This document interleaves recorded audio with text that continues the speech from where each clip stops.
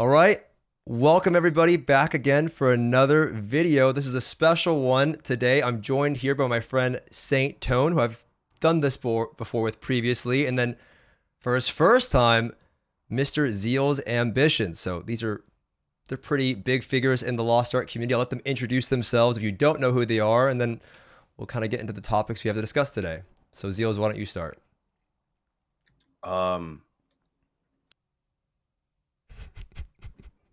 Why are you laughing, dude? It's great being here. I mean, I just play Lost Ark. That's it. Okay, you can find him at Zealsambitions. You've probably seen him on Twitch. He's making a lot of videos about rage honing and stuff like that. He uploads like 15 times a day. I can't even make videos anymore because I feel like there's no point. If something comes out like if it's news related, I'm like, oh, Zeals probably already has the video out, so there's no point in doing that. So the guy's all over YouTube. I'm sure you've seen him. Saint, why don't you tell everyone who you are? Hello, and I also just play a whole lot of Lost Ark and nothing else, and I'm mostly just known for guides and informational stuff, more than anything else. I don't really do that much YouTube, though there's some old videos of me explaining stuff on there. I mostly just do Twitch. Yeah, yep. I'll have all their info down below, but you should know who these guys are already. I really wanted to do this because I felt like it was huge for the community. I feel like we haven't all sat down before. I think it's the first time we've ever all sat down to kind of talk about all the things that are going on with the game. Currently, there's a lot of conversation about this roadmap, this impending roadmap, Amazon, their decisions, class releases, raid content, pacing, skins, all of that stuff. There's just so much going on. And we have had Artcraft or Allcraft where Asmin and has sat down with actually each one of us, ironically. That's true. All three of us. It's the first time that we're actually sitting there. It's the first time that I'm actually getting to sit down and talk with Zeals. Actually, yeah, dude. It's weird because like we both stream at around the same time-ish, but we've never actually gotten to interact outside of like one conversation we had on Discord before the game launched. And I was like, Zeals, you want to collab and do something when the game launches? And he's like, oh yeah, sure, hit me up. And then like a month passes and I haven't talked to him since then. I think everyone's just been busy, you know. Yeah, I haven't talked to Stoopzz in like a month either. It feels I'm lurking around on Twitch. Yeah, that's true. But we're gonna talk about the community stuff. I feel like that's also everyone's really busy, which is why I'm happy to do this because we have been on Artcraft and all three of us have been playing the game for a little bit. I think me and Zeals just around the same time started streaming on Twitch, Lost Ark at least around the same time. I know Saint's been here for a while, but it's kind of cool to have all of us here, and this is a great platform to kind of talk about all of the issues that people are experiencing in the game and also things to look forward to in Lost Ark. So I have a bunch of topics here. I wanted to include chat. You can see them there on the screen because this is live at Twitch. And then again, if you're on Twitch, you can catch it on YouTube tomorrow morning. So without further ado, let's hop into the topics. The first thing that I wanted to talk about is pacing, right? So the roadmap's coming up. We're expecting the roadmap, and I would say, a week ago or 2 weeks ago, right? When I think Argos came out a little bit over 2 weeks ago, but we had the update, the apology letter. I think that was over 2 weeks ago for the release of Argos. There was so much drama surrounding that, right? Players were really upset about the release of Argos. And now it feels like a lot of people are getting to 1370. Not everybody, and if you're not there yet, it's totally fine. But a lot of people are getting to 1370 now. And there are talks online that, hey, there's not really a lot going on up here, right? There's not really much happening at 1370 plus. The game feels like it's missing something. I know Zeals has talked about this a lot on his stream. And now it's like people want content faster. And there's this divide between the community on whether, should we slow it down? Should we speed it up? And it seems like they're taking a while with this roadmap and everyone's wondering are they going to delay Valtan or not? So just want to get your guys' thoughts first of all on the pacing so far, what you think about it, and how your experience has been as a player. If I was a game developer right now, I would be so confused because you had people talking about the game before it launched, like, no, releasing with T3 is a mistake. You're going to kill the game. And now you have people are like, we have nothing to do. Everyone's quitting in droves. Give us the content now. Where's this? Where's that? It's a bit tough to figure out like a community pulse because a lot of the people who do want these things, they are a very outspoken group of players in our community. Whereas you do actually have a lot of people that are taking their time and still raising, and they do enjoy horizontal content and trying out different things, and they're not running out of things to do. Or people that enjoy alts versus people that only like playing one character, and then the people who only like playing one character, they might feel like they've got nothing to do versus the people that are playing like 6+ characters. So it's a pretty tough situation to actually please everyone, considering you have so many different interests and wants from the player base, and a lot of uncertainty from the release schedule of the game currently. Yeah. What about you, Zeals? What's your experience been so far in the pacing of everything? Well, I think Twitch and YouTube, Reddit, forums, they're all different communities. Like Twitch, they're sweaty as hell, so they want content. People on YouTube, they're just like tier 2 Pikimokokos. Yeah. It's different, man. Yeah. I don't know what the Amazonians are doing. I don't know if they're just gonna read forum threads like they said in that latest pinned comment. What is that? Tweet? Yeah. Yeah. I mean, I told you, man. Like you love reading the forums, right? A little bit too much. I feel like I'm a little, yeah, a little too much. Yeah, I'm like, what's going on in the Lost Ark Twitch? I mean, Twitter scene. Yeah. No, the Twitch scene. I'm like, oh, Stoopzz, open up the forums again. Yeah, it's a guilty pleasure. Yeah, it's bad. I don't know. They just listen to the forums too much. Are they listening to other people like on Twitch, Twitter, other forms of media? I don't know, man. Yeah. I mean, I would say, right now it's like the way I feel about the pacing is I know when I started, me and you, I think, started at the same. I think Saint's probably the only one that's kind of been through a launch like this, right? Where you start from, because you started when there was just no Legion raids, right, Saint? Yeah. Back when the game was considered a bit worse for wear. Yeah. Yeah. But when me and Zeal started, we started when we had like the Legion raids. You know what I mean? At the time, I mean, everyone played in 2018, like fucking, when Quinn was trying it. But like when I really started playing the game was when they had Legion raids. And so for me, it felt like there was already, I'll fix the volume bar. For me, it felt like there was already, thanks chat. For me, it felt like there was already stuff to do. And so I didn't feel like I was missing out on like a lot of stuff, and I was excited to keep going forward. You know what I mean? Like it was like, oh, well, I got to Argos, but then I didn't fall out of like, I can, love with the game, or excitement, I guess I should say, of the game, because I knew Valtan was ahead. So like, oh, I'll go through Argos, I'm going to get to 14-15, then I would do Valtan. Well, then Bia, then Valtan hard mode, then Bia gets hard mode. It has this progression path, right? And it felt good, right? Whereas like now it feels like, for I think even me playing the game, it feels like a really steep uphill, like with no systems around, right? No South Vern Chaos Dungeon that helped me, no bridge, like no Abyss Trial. Not all of these things are not there, so it looks really steep. And then I don't even know what's ahead because there's no roadmap, right? So like visually as a player, it feels like it's really hard to progress, and then I don't know what I'm really progressing for. So I could see that perspective of somebody that's newer into the game that's like, what the fuck am I really doing here, right?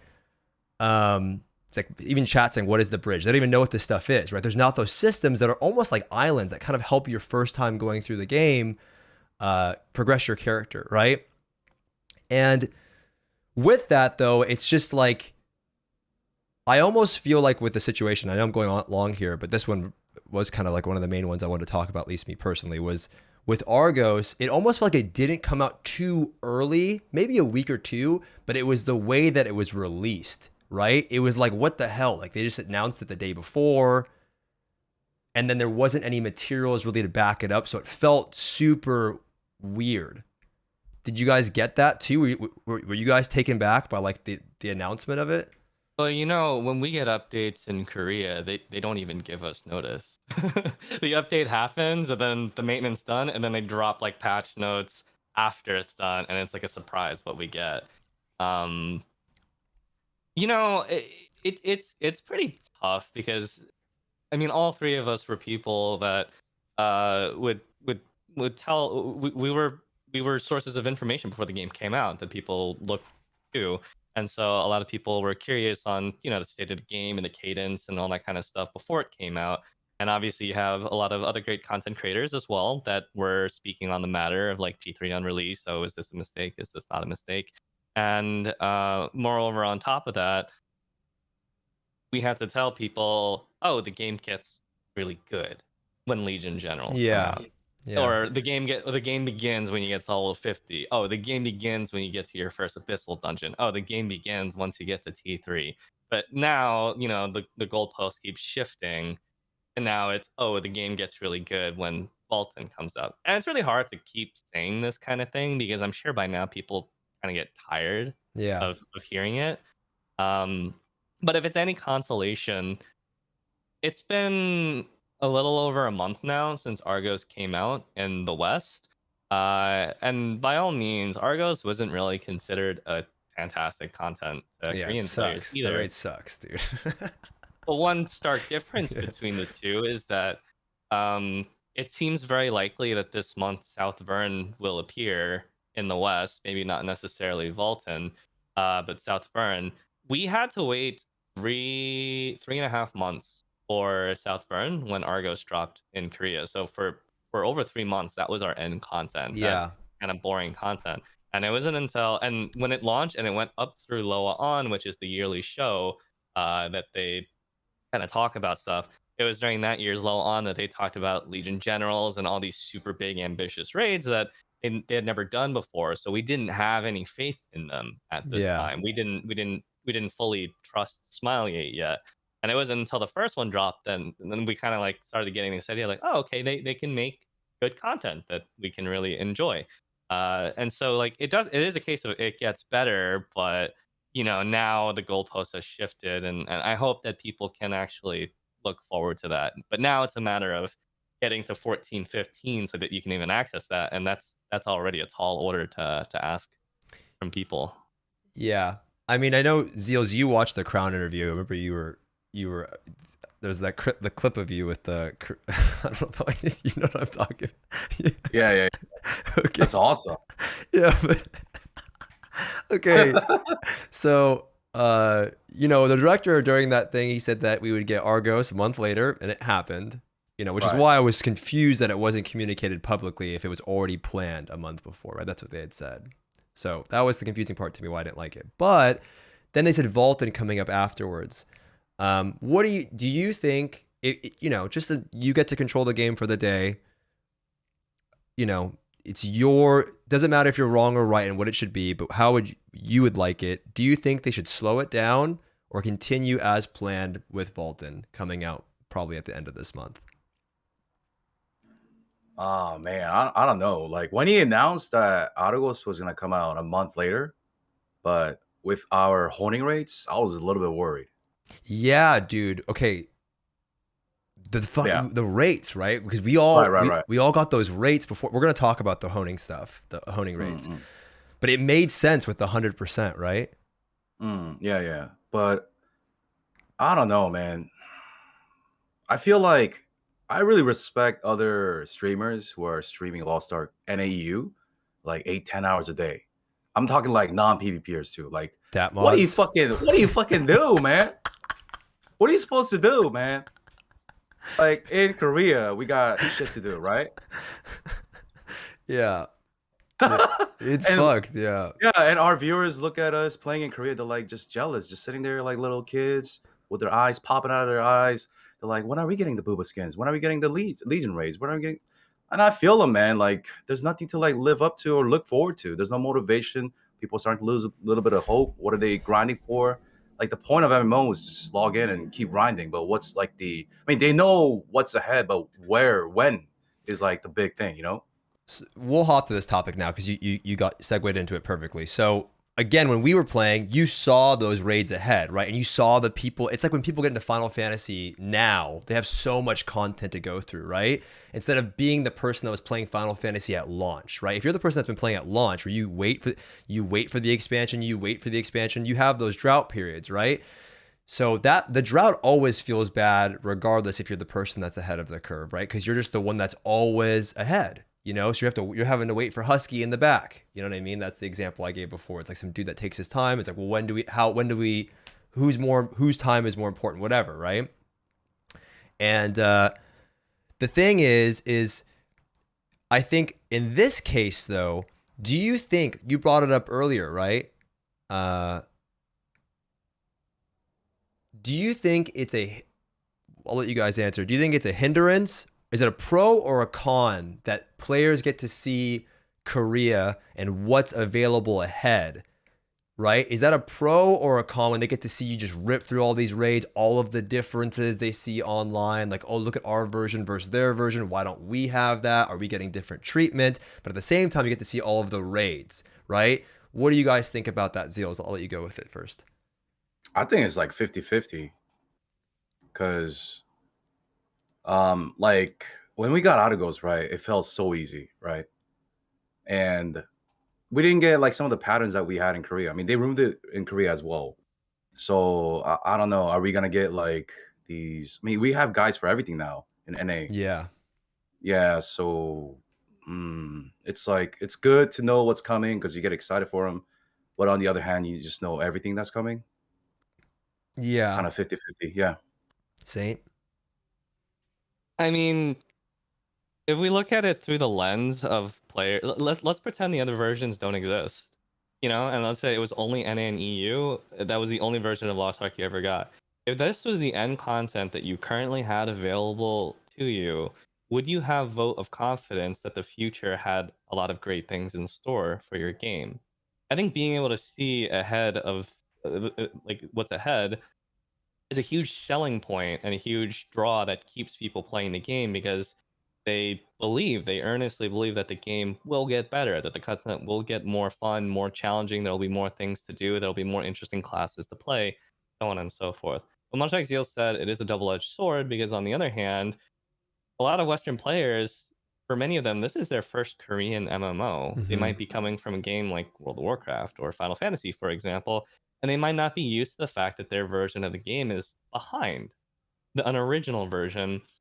And there's always going to be this feeling of, I see something that I don't have in my version. Why can't I have that now? And that will always be there until the Western version of the game catches up, if it catches up. As we know, it's a bit of a pipe dream for them to catch up the versions, but they never even confirmed if that's something that they can or will do. So it is both good and bad. There's pros and cons to it. I think overall it's more good than bad that they can see ahead. Yeah, for sure. I would agree that it's like more. I mean, everything has good and bad, right? But it's like I feel like in this case, dude, if we didn't. I mean, what got me so into Lost Ark was that when I was watching, I can never say this dude's name. I'm gonna butcher it. So you could say it. I'm gonna say it's gonna sound. Hadong Suck or I can't say it, but last time I said it sounded like fucking dong something. Can you say it? Could somebody, Zeals? What? 하동석? Yeah, there you go. All right, there you go. So, he was streaming April when it came out, and I remember when I was on a call with my friend Ann Bonnie. We were playing WoW or something, and I was seeing April right. And I'm in WoW. I'm like, what the fuck am I doing in this game? You know what I mean? I'm sitting here. It's like poo. It looks like Play-Doh. And I'm not trying to dumpster on the game, but like that's really what went through my head. Wait, are you talking about Dongskhan? You know Khan? The streamer? No, it was like it was like hit. You know, like the crew. Like you have Nodally. They were all doing April, and you were doing April too, Saint. So I got at the same time. You guys were all streaming it. It was when this is just. I don't know, back in the summer. And I remember seeing it. I'm like, wow, man, that looks so fun. And if I never saw that, then there's no way I would have that vote of confidence that like, oh, I can't wait for the game to, you know, I can't wait to get there, right? And I bet you chat would agree. How many of you guys see Korea, and although you feel bad about it, that your version isn't there yet, it makes you excited about what's to come in the future, right? That has to be the case. But it does suck when people make the comparison that ours is different. And I think ours in a lot of ways is better. In some ways, it's better. The game, state of the game, I wouldn't say obviously isn't better, but like the things and the changes that they've made are better. Like pet rerolling sucks. I don't know why that's even in the game, right? Yeah, but, that's anyway. So with that, let's talk about FOMO, right? Because I personally believe FOMO is also something that players talk about a lot. FOMO is fear of missing out, for those of you that don't know what FOMO is. And so a lot of people talk about FOMO negatively, right? It's bad for the game. It's never healthy to, you know, it's a tactic that companies use. And in a lot of ways, it's a negative tactic. But I think in some ways, FOMO can also be a good thing. Similar to like the roadmap, for example. When you know Valtan's at the end of the month, you start preparing in advance because you want to be there for Valtan, right? When you know a class is coming out, maybe next week, you log on and start preparing because you want to switch that class. It's like the drive that keeps you playing the game, right? It's just when it's done negatively, when things are out of reach. For example, Argo's coming out a day notice, people aren't even close. That's bad FOMO, right?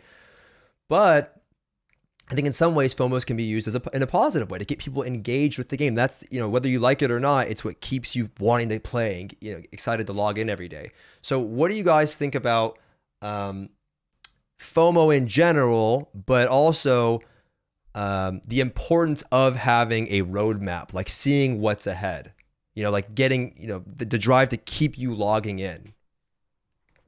Go for it. Yeah. I think using the word FOMO and then attaching it to like a positive connotation seems weird because I think FOMO is only associated with It's negative connotation. I agree. Yeah. I think it's better to just call that, you know, excitement or anticipation for what's to come that you see that's ahead, as opposed to fear of missing out, which is, I mean, when I think of that, I think of like, oh, they're selling something, I only have a limited time to buy into it or something like that. But I mean, people are so deeply analytical with Lost Ark that they're constantly looking for what's ahead and how to plan ahead for the future. And I think that this is mostly this is more so on Twitch than anything else, because I think Zeals brought this up earlier that like the different communities of the game, they're really in different places and have different mindsets, almost like a hive mind.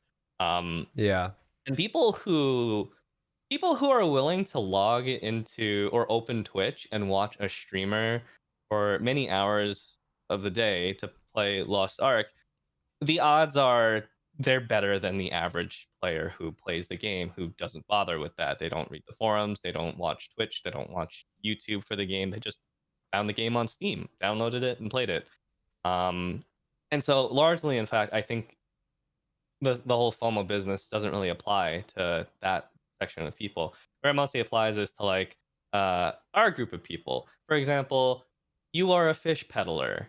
Stoopzz. You peddle fish to people, and you have people thinking now that they should invest in fish. I don't listen. I'm just saying, in the world of Lost Ark investments, fish isn't a bad one, right? It's not a bad, in the world of investments, that's all I'm saying. I'm not condemning you. Right. I think I've said similar things about honor shards because I know that those, you know, what those look like later on down the line as well. But it makes people feed into these ideas of, oh, should I get into on this now? It's basically that's like FOMO. stock. But that is FOMO, right? That is FOMO. Yeah.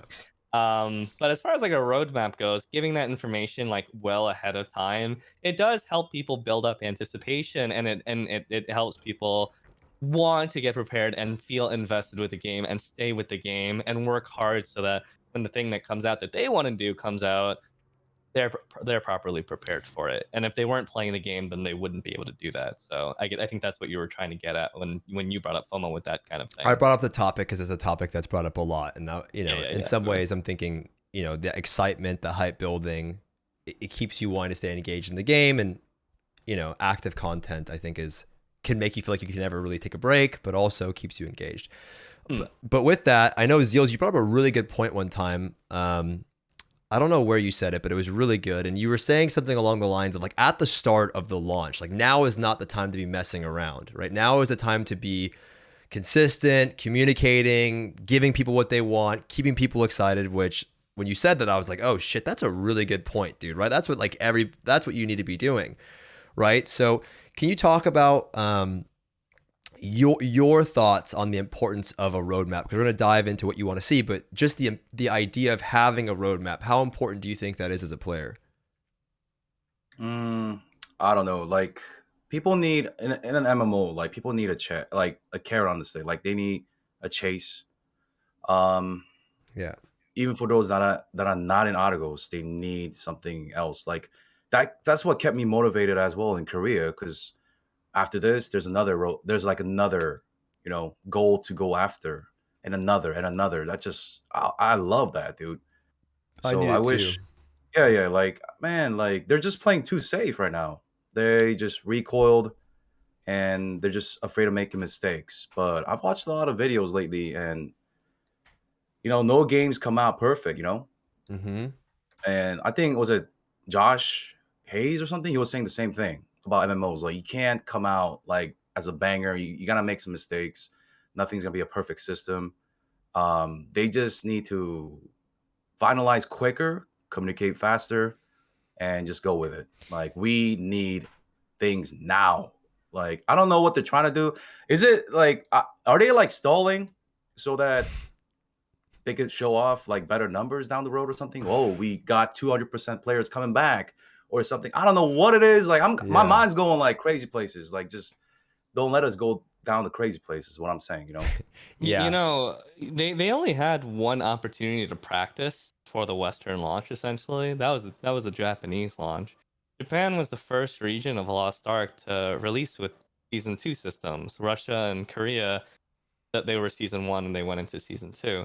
Japan launched with Season 2 systems right away, and it was a very disastrous launch because they learned within a month's time that Season 2, despite being all hyped up to be this saving grace of Lost Ark, its systems didn't work well with a brand new region.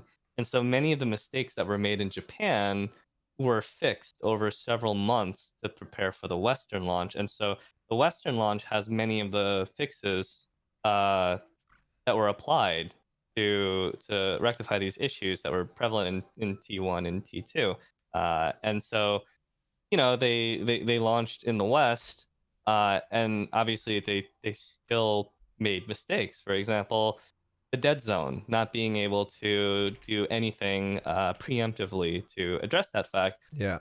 They tried to, because the gold cost in that dead zone right now, I think a lot of people are struggling on gold because of the deflated market. We'll talk about that. Yeah, that's a lot of people are struggling on gold, but the click per click, you know how you pay like silver and gold per individual like click and attempt to honing your gear.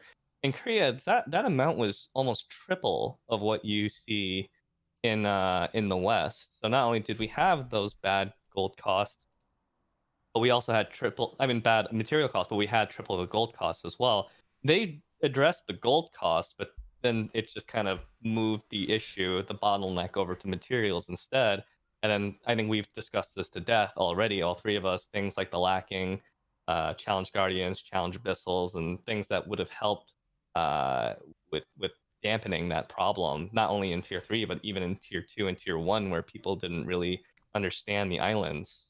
But it's weird though, because we have the welcome challenge, right? Which is like a ton of materials, right? You get 150 for killing the Scorpion Guardian. Like, so there's a lot of, it's weird, right? Like we have the welcome challenge, which is huge, right? It's a ton of materials, engraving books, pirate coins. You get a lot of stuff for just playing the game. It's huge. And they had buffed it already too. And then we're missing some of these other things. So it's like they clearly wanted to supplement people in their progression. And it's, there's people thinking that they just did this to milk the whales. There's people thinking that they made a big mistake. Overall, I would say that the launch hasn't been it's weird, dude, because like I was watching some videos and like, well, I was just listening, there's just people online, they put out that apology thing, right? And they give us the gifts and everyone's like, oh dude, they got, like this is sick, they care, like I believe they're gonna make the right decisions. One reset goes by, and then it's like, what the fuck, dude? Where's the roadmap? This is, you know what I mean? It's like at the time, people were super excited about all the stuff they were getting, and like, oh, they're listening. This is the best apology. I was reading comments like, wow, this is the Smilegate that everybody knows and loves. This is why they're so popular and everyone loves them. And then a week later, people are instantly upset. Now, I'm not saying they don't have the right to be upset, because personally, I think the Argo situation wasn't handled correctly, and we talked about it a little bit. We'll get into it, but with that, everyone's now upset, looking forward to the roadmap itself, right? And I'm almost scared to talk about the roadmap and what we want to see, because it's going to set this expectation if it doesn't come out with that, right? But I feel like at the end of the day, I can't, like, I'm just a player like everyone else, and obviously people want to know what we want to see. I personally, and I'll start off sharing what I think, what I want to see from the roadmap. Personally, I think that the roadmap is going to be mid, meaning that I just think it's going to be like Valtan and maybe, Destroyer or whatever, right? Because of the leak. That's just what it's going to be. There's nothing, this delay is just them really calculating when they want to release it. Personally, all I care about though is that, and Scar brought this up actually during a stream, and it was a fantastic point, so I'm going to give him credit for that, is that as a player, I agree. I just want to see them learn the right mistake going forward, right? I want them to take away from the Argo situation, not that it came out too early, because they did apologize and they released more materials, and they were pretty quick about that, right? Regardless of people what they want to say, they were fast about it.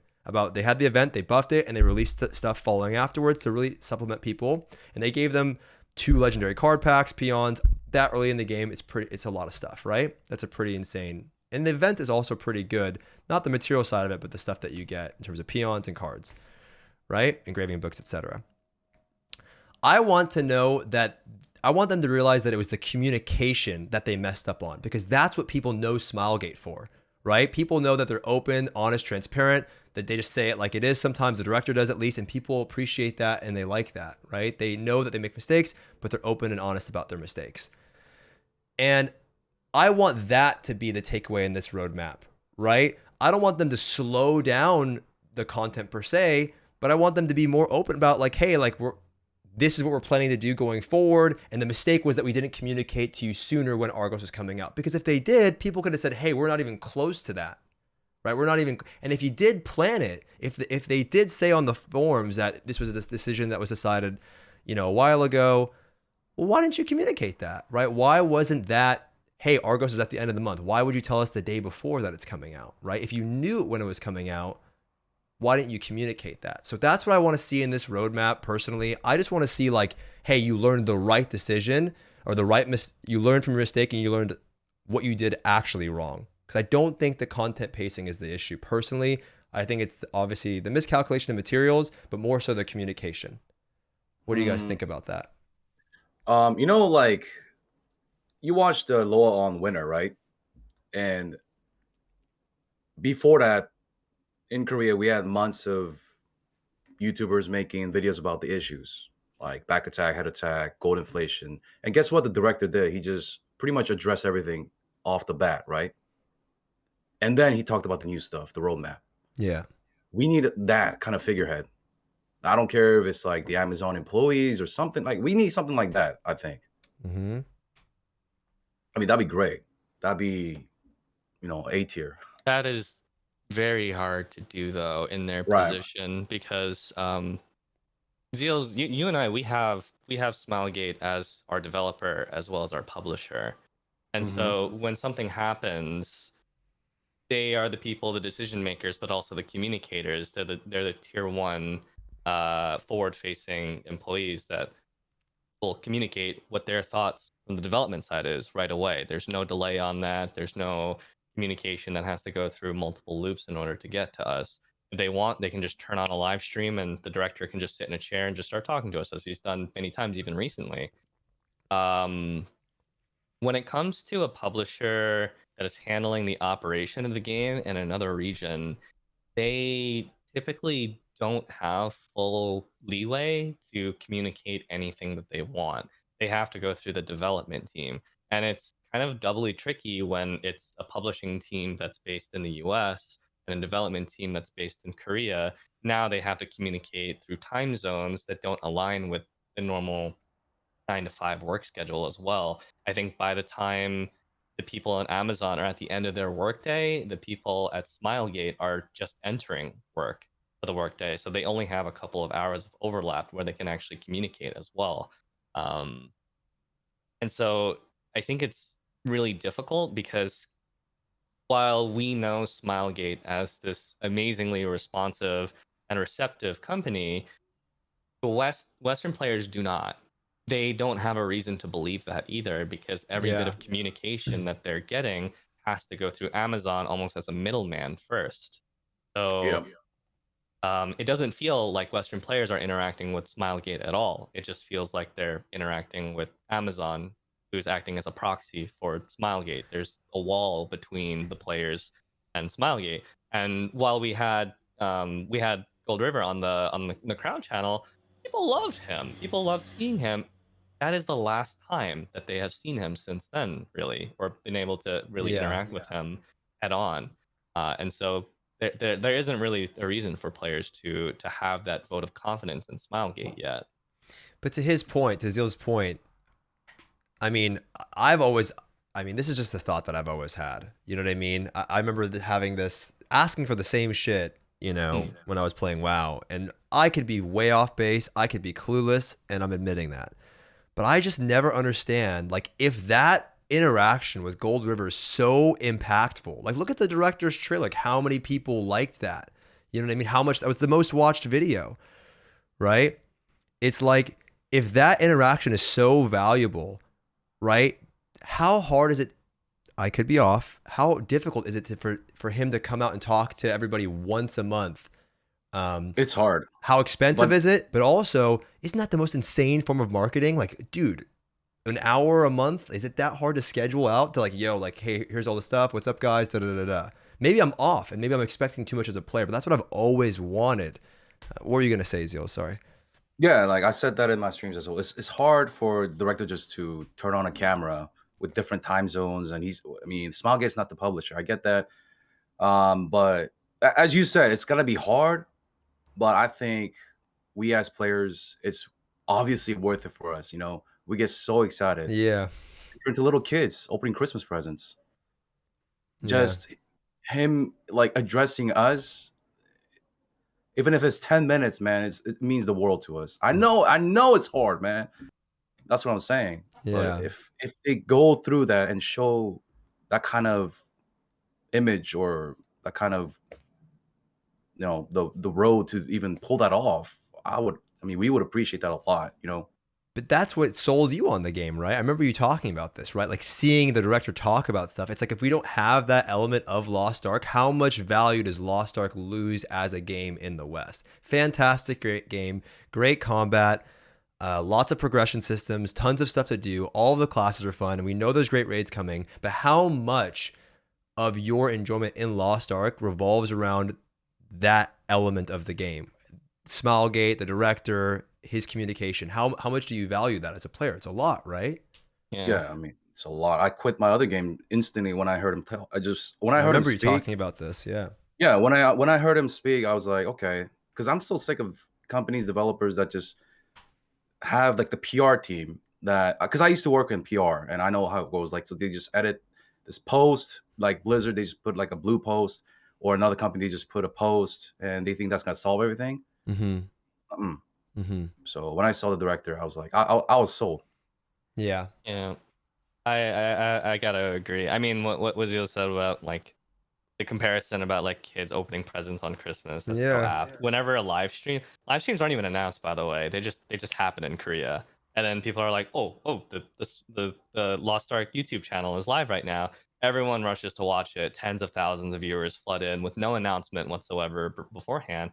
People just really like hearing him talk, and that's part of the culture that's developed with the Lost Ark community in Korea, is that people love the game.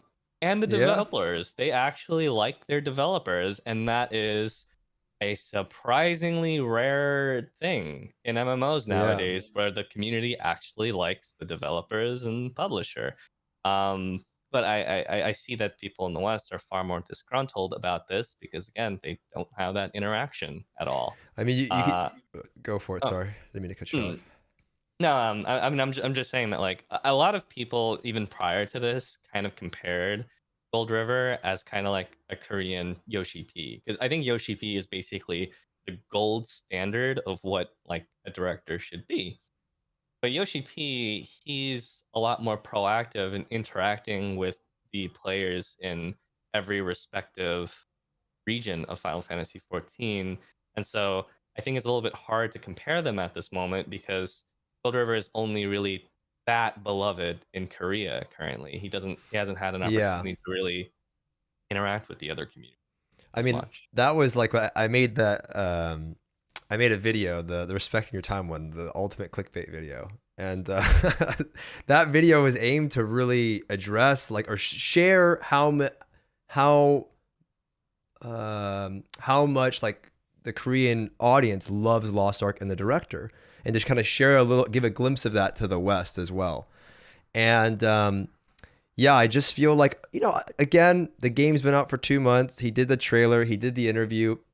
I mean, it's not unheard. Usually you do like how often does Yoshi P actually I'm not putting him down at all. I'm saying how often does he really do it? Interact with the community, these live streams. I think it's once every couple of months. So, you know, he's still new at it, and I'll give him credit for it. But I just don't want people to.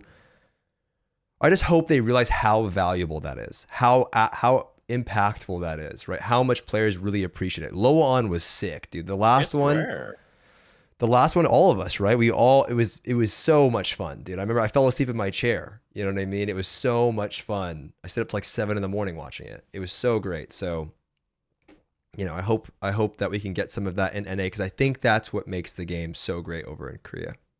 Yeah. I mean, it's just really rare to have a forward-facing director. I think most games that have been made and came out, players don't even know who the director is for their game. So it's a really big deal when the director themselves, for really any game and any project, is willing to interact face-to-face with the community. Yeah. Chat's laughing because I said I fell asleep in my chair, but I ate a gigantic burrito and it was 7 a.m. and it was bad. Okay. I actually fell asleep in my chair and then everyone was laughing. Okay. So let's talk about with the roadmap. Everyone wants to know class release schedule, right? What classes are coming out? Now, for me, I personally, again, I think you should release the banger classes, baby. Let's get like the classes that people want to see. None of that. I mean, you could release Destroyer as well, but when I saw Destroyer, dude, man, nobody wants. Okay, someone's gonna get upset. Nobody wants to play that shit, man. Like the class isn't even that. Right now, people say it could use some love, right? And everyone wants to see Lance Master, Scouter, or Artist, right? Those are the classes that people. Someone says I do, but those are the classes that people want to see. What do you guys think about the class roadmap? Are they taking too long with classes? You know, we were supposed to get something probably this month. I would assume we should be getting something this month.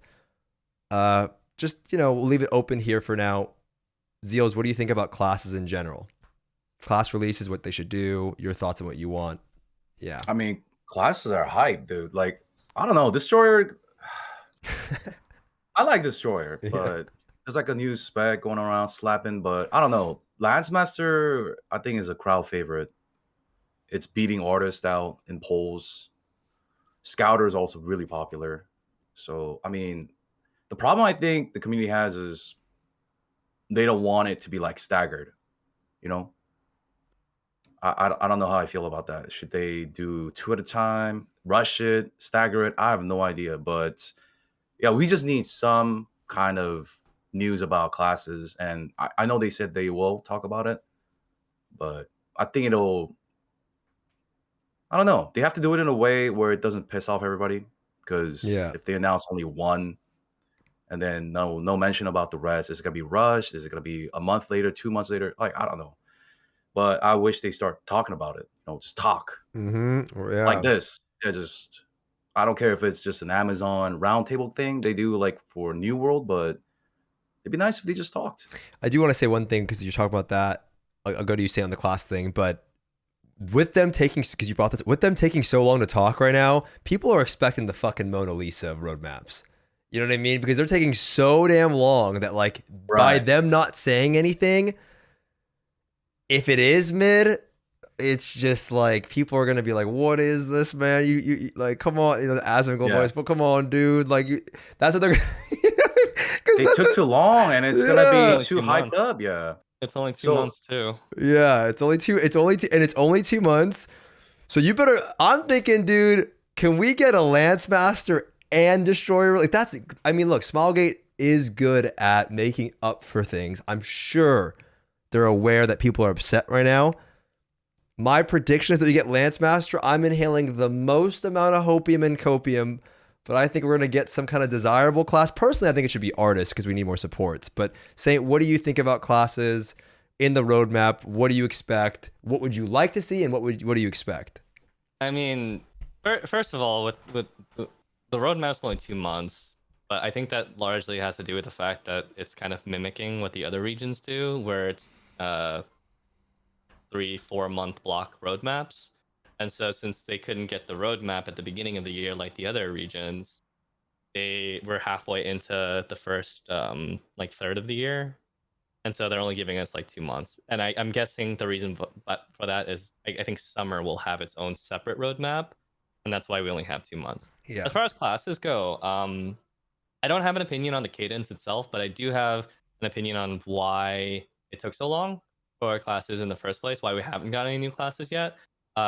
This month in Korea is a very, very, very big update. Probably the biggest update in a long time. Zeals is sweating right now, dude. Zeals is down there. He's sweating with this. He's getting ready to make a video already. No, he's sweating. He's got the War Dance and the GS, dude. You know what I mean? Yeah. Who knows? You're sweating too. You got the Sork up there, dude. It's a new continent, but moreover, on top of that, it's the big class overhaul, rebalance, and revamp, because they're planning on adding new skills. You guys are for sweating. all the classes. They're planning on adding ultimate skills. They're planning on adding third awakenings, fourth row tripods. But before any of those things could actually happen, they have to do this rebalance first. And I think the reason why it's taking so long for us to get classes is I firmly believe that any new class that the Western version gets will already be in its post-revamp state after whatever happens this month in Korea. I think they waited for that before they decided to release anything. So for any of the classes that have not been released yet, I don't think it's a perfectly good representation to look at them in the other regions, because I think when the West gets them, they will be different. They will be post-revamp already. So that's why I think it's taken this long, and maybe some of the classes that might look a little less interesting that haven't come out yet, maybe when they do come out, they will be a lot more interesting, maybe. Yeah, like Destroyers. But I'm also curious about if, like, a lot of people are asking about catch-up. Like, are we going to get a power pass? Are we going to get a paid power pass? Are we going to get a free one with a new character? They're not like, we deserve it. They're just curious, you know, stuff like that, as well as any. I don't know if we're gonna get like a Hyper Express, because the way sources and artists was handled, how they were handled in Korea, we had Express plus Battle Pass, and the crazy events, right? So we had the summer and the winter events. So that really helped us to pump these new characters. I don't know if we're gonna get any of that in the roadmap, if that's gonna be communicated. So that's what I'm saying. Like, if they're taking too long with the roadmap, so is it going to be super detailed, or is it going to be one of those like new world roadmaps where it's pretty garbage? It is what it is. Yeah, that one was, I mean, it was whatever. Yeah. I mean, you know what's funny though, dude, is both of you guys, I think a lot of people, you know, when we talk about people, you know, we're not going to spend, I don't really want to talk about monetization too much today, because it was talked about in every all craft. It's the talk of everything, you know, for like the outside. But I do want to talk about both of you guys, you know, with a system that allows you to really juice your characters up when you buy gold in game and buy materials. Both of you guys, I know, saved for Sork for a long time and got it caught up for the Sork release, and you did it for Artist, right? So both of you guys have really taken advantage of knowing when your class is coming out ahead of time, stocking up materials, and getting your class caught up. I think you did 1,500 one day. I know, Saint, you did some crazy number in a day too. I think it's important to know when your class is coming out for the average player because they want to prepare, right? They want to prepare ahead of time. And so I think it's super important to at least know ahead of time when the class is coming out. And again, as far as like the cadence of how long they're taking or what they're going to do, I personally think they should start with the hyper classes. It'd be a great way to make up for the lack of communication regarding everything in players' eyes today, right? That's how I mean, if they don't change anything from what the leaked roadmap was, where it was Destroyer in 1 month and Arcana the next month, people are gonna wonder why the roadmap was even delayed in the first place. Yeah, that's the I'm expecting some kind of event or something. I don't know. Maybe I'm inhaling copium. I'm expecting something else thrown in there, but I could be wrong, right? That's just what I'm expecting. Okay, let's talk about skins, okay? Because right now there's this talk about skins in the game. I saw you put out something on Twitter. You were pretty active about wanting to put the skins in the game, about the ones that they're releasing not being dyeable, the ones that require them to alter models, etc. There was the guy, I can't say his name, and I feel so bad because I don't even, he's titled the Russian Pro, but I heard he's Polish. I don't know if he's Russian. Derivium, I don't know. The guy with the mage hat, right? He Divium for I don't know. I feel bad, but that's the name on chat right now. Can't pronounce it. That he had revealed that like they have the skins in the game and that they're holding them out, right? And that they're in my opinion, no shit, they're in the game. Like, you know what I mean? Let's be real here. Like, of course I bet you the fucking raids are in the game too. Like, you know what I mean? And of course the shit's in the game. It's just when they're gonna release them. Like, no shit, they're already in the game. The director said that. He said everything's localized during the crown. So it's like whatever. It's not that. It's just like, of course they're in the game. Of course of course they're not going to actually have some of the one to show you guys here. Just like as a great example. So with PoE, right? PoE has these seasons that really pick people back up into the game, and I know for specific artists brought a ton of people back into the game, right? And skins are something that you get excited to log on as well. And I have this PoE chart here. Oop, that's the wrong one. Let me change it over. Here we go. So I have this PoE chart that I wanted to show chat, and this is an example of PoE, right? So PoE has these big spikes and then it drops off, but it's actually a growing game, believe it or not, right? It's getting larger and larger and larger with every season. And so I feel like a lot of companies use skins, and they also use classes to like bring people into the game. So they're going to space them out. But what do you guys think about the skin pacing? And then also I do agree with the guy, the mage chat, in saying that like, if the issue is that you're redoing all of the models, and like you said in your tweet on the post, if you're redoing all of these models, why not just choose the ones that don't have to be redone, right? I mean, the skin pacing could be better. I'll start with you, Saint. Do you think the skin pacing is fine? People are asking for too much. Do you think it should be faster? Do you think it's a conspiracy? If they don't really, what do you think about the skins? if they don't release skins faster, then there will always, always, always be skins that the West will never, ever have access to from the 3 years of service that the game has already been out. If they release it at a similar cadence as Korea, let's say you always get the latest skins. What about the rest of the skins from the past? There's tons of great skins that were back then. My copium before the game launched was that players would load into the game in the West and open the cash shop, and there would be this really big, expansive, like catalog of skins that they would actually be able to buy that have been created throughout the years, but that didn't happen, and instead it was just an empty shop. Mm-hmm. It's an MMO. People want to express themselves, and so far they've released the Omen skin and the LR skin and the Founder skin, and all of these skins are largely fantasy inspired, and I'm not sure if that had anything to do with their choice to pick less casual outfits, because maybe they saw people saying, oh, I don't like casual cool outfits in my game, but there's tons of people who like those outfits. I mean, if you ever stop at either Zeals or my stream when we're in Korea, it's just booba nonstop 24/7, and you should let people it's free money, first of all. for the Yeah. company, and second of all, it makes players happy being able to dress themselves. And now, of course, we have everyone looking like Barney the dinosaur. I mean, they're kind of dope though. I'm not gonna lie. I was happy that we got the dino. I Yeah, picked. yeah, of course, it's great that we have it, but Yeah. obviously, if immersive was their goal with the first few skins, then Yeah, the free true. skin kind of right Yeah, out the window. true. Good point. Yeah. Zeals, what do you think about? I know you're big on skins, dude. So what do you think about skins and the release schedule? What do you want? What do you think's realistic? How do you feel about the whole situation? Is it a conspiracy? Well,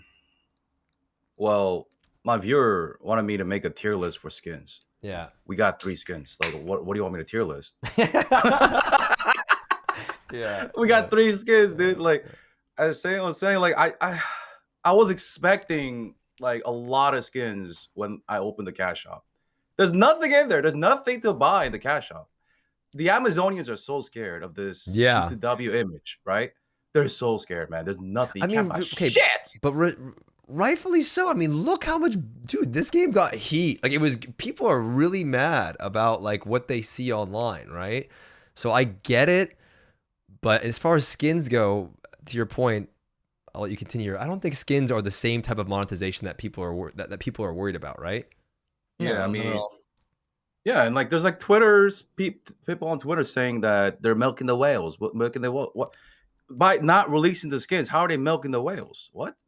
You're supposed to release stuff to sell to milk them. Yeah. You know, they're saying the opposite thing. I'm like, what's going on here? I just stopped reading Twitter, but yeah, I want skins. I'm just curious about how they're gonna do the legendary one, but Yeah, that's a huge thing. I mean, the game is still banned in the Netherlands, and like when I think of like, okay, well they've banned loot boxes. There's only 2 technical types of loot boxes that are in the cash shop, and that's the Yasmin jars and cart packs. And so, is it their intent to keep the legendary skins the same way? Because they've changed monetization stuff for the West already. Beatrice's Blessing is so much better in the West than it is in Korea. They get more and pay less than half of what we pay in Korea to get the same benefits. exactly. Like that's more. another thing, man. I Yeah. wanted Saint to talk about this because, like, why are we not talking about like the good things sometimes? Like, I'm not trying to suck nobody's dick, but I'm just saying, like, why we don't talk about the good things? Why people only talk about the bad things? Like, You gotta be careful. You gotta be careful when you say shit like that. People get real mad Yeah. if you Nothing try wrong to. with a little bit of dick sucking. Yeah, you get accused of sucking big dick, dude. If you start Doesn't saying matter, anything man. positive, dude. That I know, I agree with you. I 100% agree. You gotta be careful though. But yeah. like, yeah, our crystalline aura is better, but yeah, like the pet gotcha stuff is gone. Like, go ahead about the legendary avatar. Yeah, I'm just wondering how they'll change it, because like if they leave it in as is in Korea, then people would be paying like upwards of like $80 for a single slot of legendary skin. That would be too outrageous. Not to mention they do give slightly better stats. For a full set of legendary avatars, it's a 1.9% damage increase, and people would look at that and they'd be like, pay to win, that's pay to win. Like they would jump on that immediately. So I'm wondering if they would instead maybe go into a better route of offering it for like a static price. Yeah. So yeah. I want to answer, for those of you guys that are watching on YouTube or on Twitch, you know how legendary skins work. They're basically a loot box system. So you cannot buy them from the cash shop. You get loot boxes from. You use blue crystals, at least on Russia, that's how it was. I think it's the same one in Korea, right? It's blue crystals, and you need the cloth, right? And the cloth you get from DEing, or you can buy it. And then you open these boxes, and it has a chance of having a legendary skin or a purple skin, right? And then that's how you get these legendary skins. However, you can just buy them from other players off the auction house, right? So players will just sell them, and that's the way to do it, right? The way to do it is just to buy it and, from the, don't be opening the boxes. Personally, on it, I have a really weird take on it, and I almost don't want to share it because I know people are not going to like it, but I get it. Some people will find loot boxes predatory and bad. I fucking love loot boxes, and I'm sorry to say it, I fucking love them, dude. I think they're so much fucking fun. I loved opening up Pokemon packs when I was younger. Some of my best memories was opening up booster boxes, and I open it. It's exciting. As a kid, I loved it. I know some people don't like it, and I'm not here to tell you that you should like it. I don't make games, but I fucking loved. I loved. Yo, I love have you loot boxes, actually dude. bought those and done it though? Yeah, of course. I got a full Zerker skin off of it. Yep. How much you spend? I got pretty lucky. I think it's like 100. It was on RU, different pricing, $120. Dude, I spent 500, got nothing. Yeah. I mean, it's not. I don't know. I mean, you could have bought it much cheaper with the actual fucking, off the actual auction house, right? So yeah. That's pretty rough. I lucked out. When Sork came out, I got her full set, all in the same color, really, really quickly, way cheaper than the auction house. Never bothered with the Yasmin jars. Yeah. After that, ever again, I was like, all right, I got my W. I'm out. 10% chance, by the way, chat. So 10% to hit the luckiest I got was 3 in a row. But then before that, oh my god, it's just a nightmare. I don't know. I don't think that's one pack I don't really think will do well in the West. Sure. I know. Yeah. I mean, at that pricing, it's $10, about $10 or $8 per click.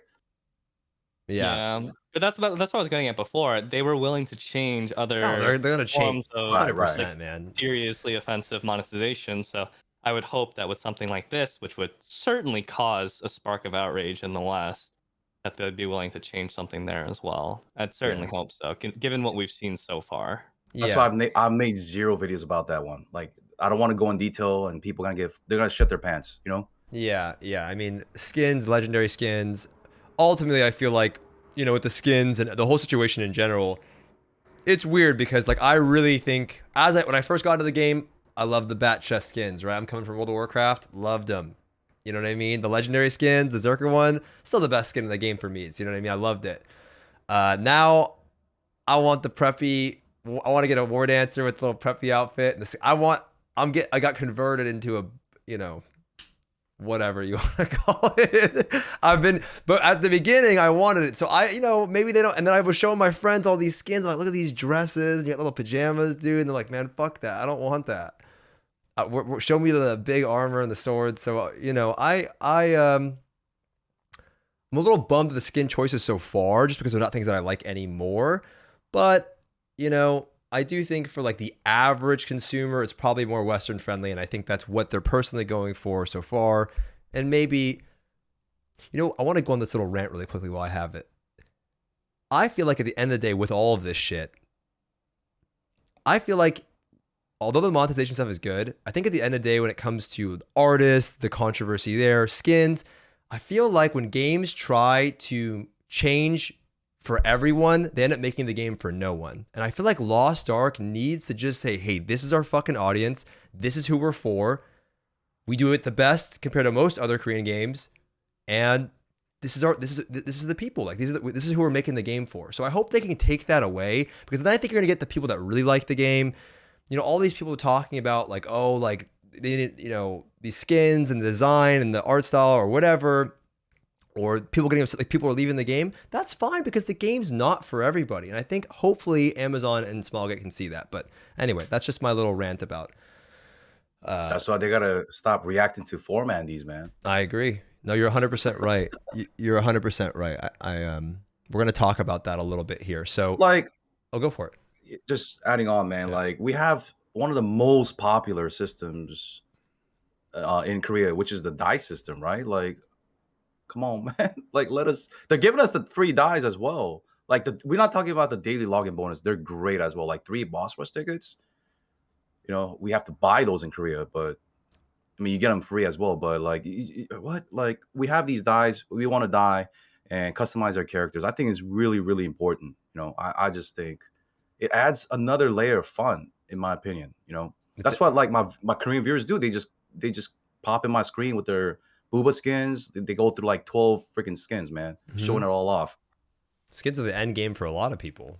You know what I mean? Cosmetics, how you look, right? Like right. the April that horns. Goal for skins, yeah. The April horns, right? The Western servers, and I see like everyone's like in Punica dancing synced up, and I was like, oh, this looks cool. And then I take a closer inspection, and everyone looks exactly the same. I'm like, yeah, we'll get there. We'll get there. I mean, it's gonna be a bumpy road. You said that before, Zeals. That's true, right? This is why I wanted to do this, right? I want to talk about what players are experiencing. Maybe Amazon hears this, sees this, whatever. But also, it's like us three, we actually really like the game, really play the game. And so I think it's good that we do this, right? So let's talk about one thing that for me, was the most upsetting thing, I would say, about everything so far. And I know this isn't negative. I'm genuinely curious. And I know it's, we're trying to not be negative, because we're going to talk about some positive things in a second. But the honing leak. Okay? That situation that came out the day before, I was literally on my chair standing. I'm like, this is the fucking best thing ever, because I knew that with this, like, this makes sense. Argo's coming out fast pacing, 100% upgrade, skip every 2, up to 11, I think it was. I could be wrong. And then improved honing rates in tier 3, right? This thing created so much, like, people were so, I would say, upset because they saw this and like, hey, why don't we have that? Why didn't you release the game with that? Now, Rox went out and said that, like, I don't know, just saying that, hey, this is what we got over, or whatever. And she's right. Like, it's, at the end of the day, it's like, first of all, I feel like she gets way too much slack. But, she said that they sent this to us. It was not what we had or whatever. Regardless of what it is, I don't care whose fault it was. For me, it's like, how the hell does that ever get released? You know what I mean? At the end of the day, I get it. It's there's different companies, publisher, Korea. How does that get released? Right? How do they not know what build they have so that gets released? And if it's a future leak or not, because maybe they were going to do it at some point and they didn't. That for me is like my only real complaint about this launch is like that lack of community, that like gap. Like, how does that ever come out, right? Do they have like Joe in the fucking back, like the janitor, like double check that? Like, who's the one that's like, all right, that looks good, send that out? You know what I mean? It's obviously a scheduled post. How does that ever get released if it's not the actual build of the game? And it's so off. It's not like it's kind of off. It looks like, hey, this is going to be an easy ride. Guess what? Psych, no. And then it caused a lot of controversy, I feel. I feel like that was responsible for a lot of the different honing rates that people are hearing about. So what do you guys think about the honing leak? Do you think it's something that's going to, obviously it's going to happen in the future. Do you think that was a future update, or they were at one point considering doing that? How do you think that whole thing came about, if you had to speculate, Saint? First of all, it is there's been a few articles since then, and sometimes some of them have inaccuracies in them as well. And so it goes without saying that perhaps not everyone they don't have someone at Amazon who can thoroughly fact check these articles before they go out. And that makes sense. Not everyone who works in a video game company is going to be gung-ho and knowledgeable about the game like a streamer or even an average player at that. These are people that are working a job, but they do the job to put food on the table. But not all of them are so invested into the game in that way. That being said, the article that had the honing rates on them, considering how that wasn't happening at all, that is very interesting to me. That means at some point or another they received patch. That's how it works, by the way. Publishers, they always receive the patch notes from the developer, and they translate them, and then they have a copy editor who puts them up. So at some point they must have gotten some notes from Smilegate of those changes and put them up, and unwittingly, without realizing that that's not actually part of the game build. And to your point, you were over the moon about those changes, but not everyone was over the moon about those changes, because having 100% upgrade rates and skipping every other upgrade means that you would just fly through the content and skip it, even more so than we already did anyways, because in a lot of cases you were able to raise your item level really high with islands anyways, and then get through it. Really the big thing though was the T3 server bonus, honing bonuses, and that kind of stuff, which we kind of like went into detail and saw the differences between where Korea is and where the West is with the honing stuff. And I kind of brushed on it earlier a little bit with the gold costs, how they preemptively lowered the gold costs.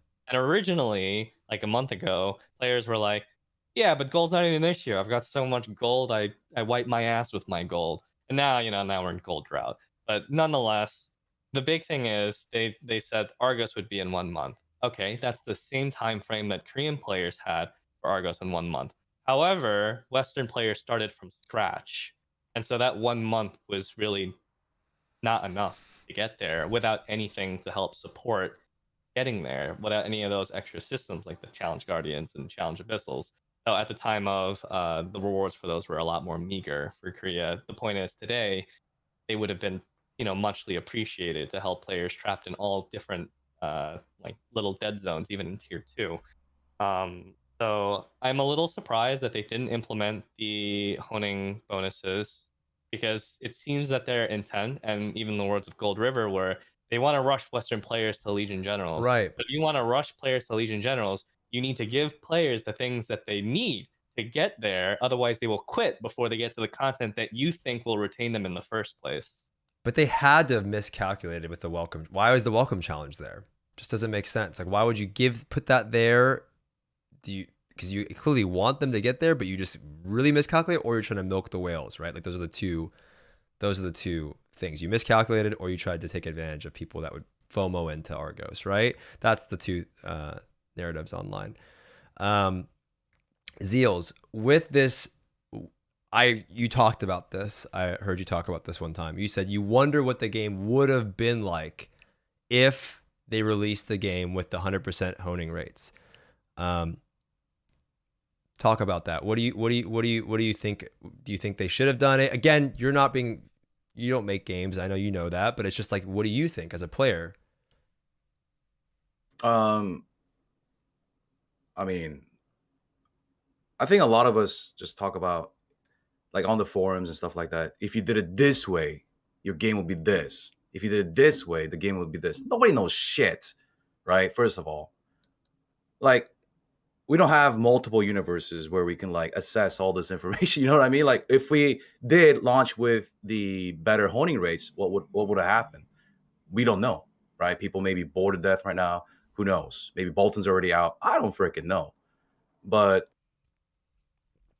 I think we started with what we got, right?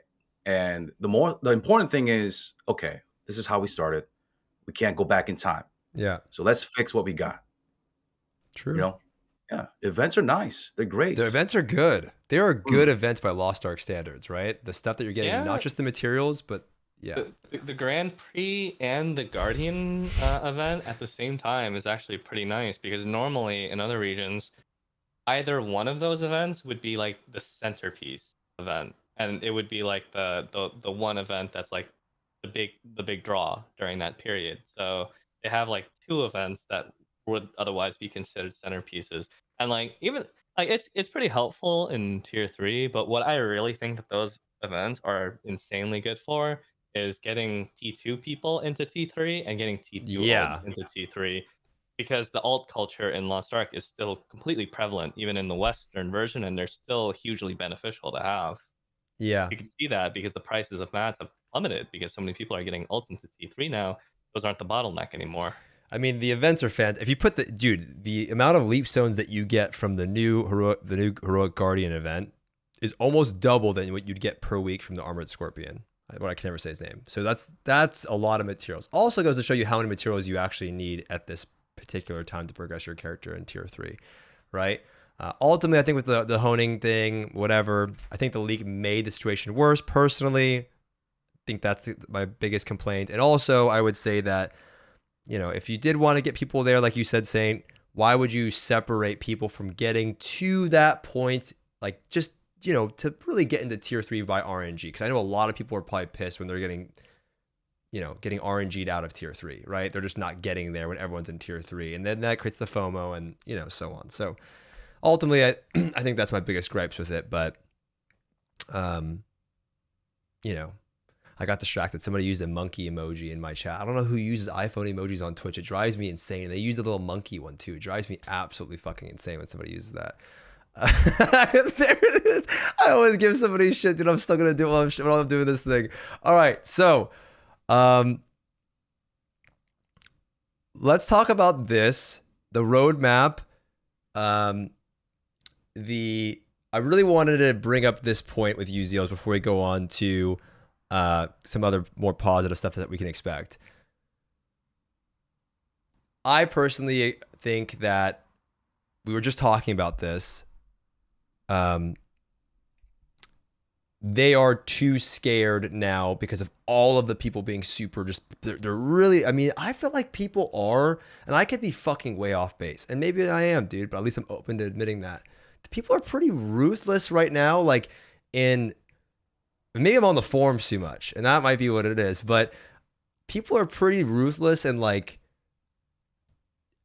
asking for things, expecting for things, and like pushing for things. Like, you know, like they're really on Amazon's ass, and I think it's because of New World.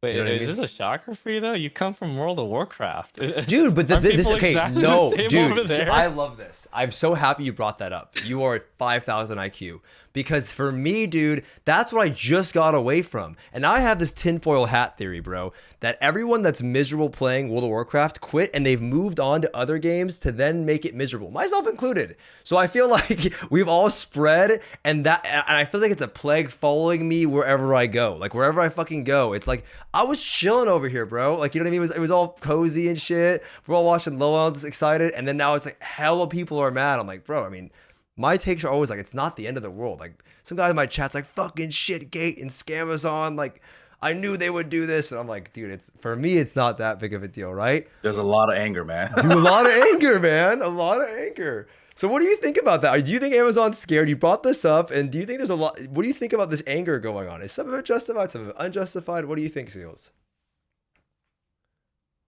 I don't know, man. People love blaming other people. It is what it is. It's easy. Complaining is easy. It's so easy, man. I do it all the time. Yeah. It's so easy just blaming somebody else.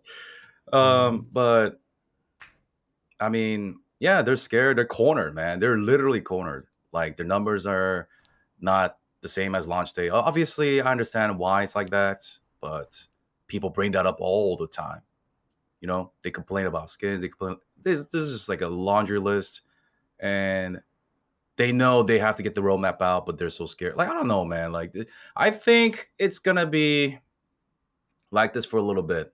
I think until like I said, you know how Loa on the director came on board. He's like, hey, this is you guys. You know what? This is what we're gonna talk about. I'm gonna address this, that. We're gonna fix these problems, and then everyone just shut the fuck up. You know what I mean? Everyone's like, okay, we're good now.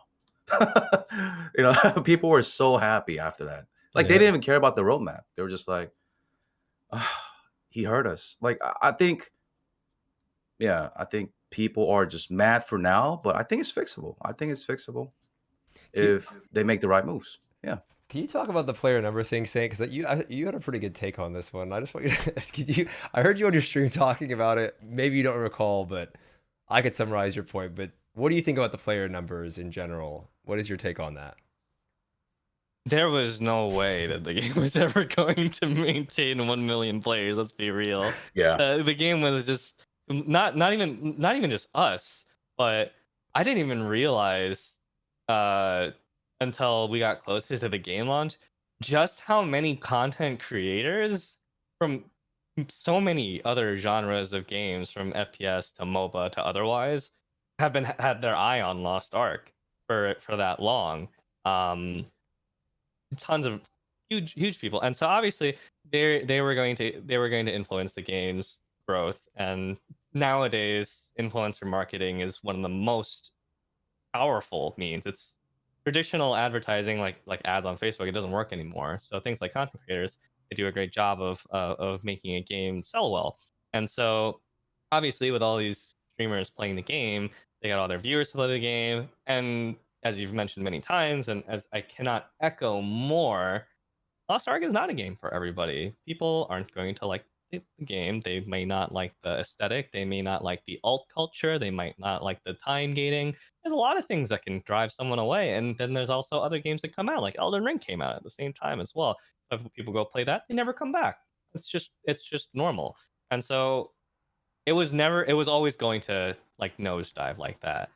But the director's expectation was if the entirety of the West can maintain 200K plus long term, maybe after some months and things have stabilized, maybe some good updates like Legion Generals bring some people back, That and will some people help, feel yeah. vested into the game.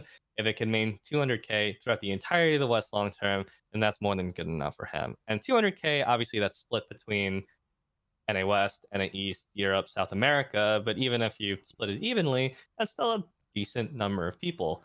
And hopefully it could bounce back and do more.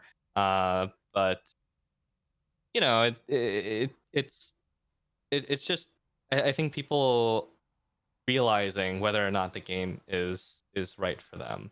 And Yeah.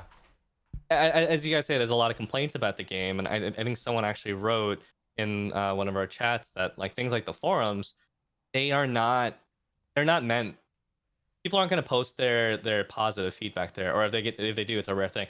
They post their feedback, they post their criticisms because they hope that the game will improve as a result of that, or they want to air their dirty laundry. And the whole like what you said about people following like dispersing out from World of Warcraft and people complaining, that's obviously not just World of Warcraft. I know you didn't mean World of Warcraft specifically. Yeah. I'm just shooting the shit. What I mean is that like complaining is a symptom of modern day MMORPG. It's prevalent everywhere. People complain even in Final Fantasy 14, which is one of the most cult-like games today. So it's not an uncommon thing, and it's more so the fact that like you have these different mediums where people can kind of post their opinion and other people can read those opinions. Whereas, like 10 years ago, if someone complained, it was most likely just a guildmate over Ventrilo or some shit like that. Not 10 years ago, 10 and a half years ago. You didn't really go and like read that shit. So, complaining is normal. There's nothing particularly wrong with complaining. Yeah. I mean, like you said, there was no way the game was going to keep... I mean, I don't know. If you combined the CCU of Lost Ark, including, let's say, the game's 50% bots and fucking Korea, I wonder where the game's actually out compared to other MMOs. Like, it's probably the highest, the second highest, currently most played MMO. I don't know. Concurrently, not accounts, right? It's probably pretty high. Also, dude, I just was a goddamn fucking maid, okay? I thought the game was going to peak at 500k at launch, okay? And I got screwed because the game peaked at 1.3 and a lot of those were bots and I had to dress up as a fucking maid. You know what I'm saying? So like, I didn't think the game was going to get anywhere. It's a Korean game. It's a Korean MMO being ported over, Unreal Engine 3, click to move, overhead camera angle. Like, there's no way. I'm like, there's no way this game pops off that. And it popped off really fucking hard. Right? So of course there's going to be a decline and people are going to talk about that. But honestly, just like in other regions, the game gets good later on. As much as I hate saying that, it just does, right? There's a reason why Zeals are playing Korea. Have you been fucking logging on NA, bro? Every time I wake up, you're on Korea. You are not on NA anymore, huh? Like, I mean, Saint does the same thing. Like, there's more things to look forward to. There's so many things to do. There's like the hell in clown hell, dude. Yeah. You've been in hell. It's having so much fun. And like, me, like playing ults in NA, it's just like, okay, let me just do the Chaos Dungeon. I see you doing your Chaos Dungeon on your Blade. And then we gotta do the Guardians. And then what do we do after that? Pick Mokokos? Fuck that. So I go over to Korea because I could do the raids again. Because I hate raiding for like 20 minutes and then it's over on your main. So I want to do it again on my ults. No, it's fun. I can't wait to do it. Yeah, I can't wait to do it with you guys and then with like the viewers and maybe do like a Hagwon party, like the tutorial parties where you teach your viewers or new players. Like there's just so many things you could do, so much content. Once we get the content, you know what I mean? Like you said. Dude, I got a taste of it again. Like, so I made a blade, and because I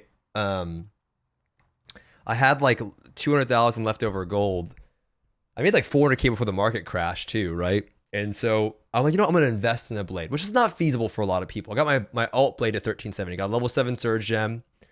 Someone saying must be nice. Not feasible for the average player.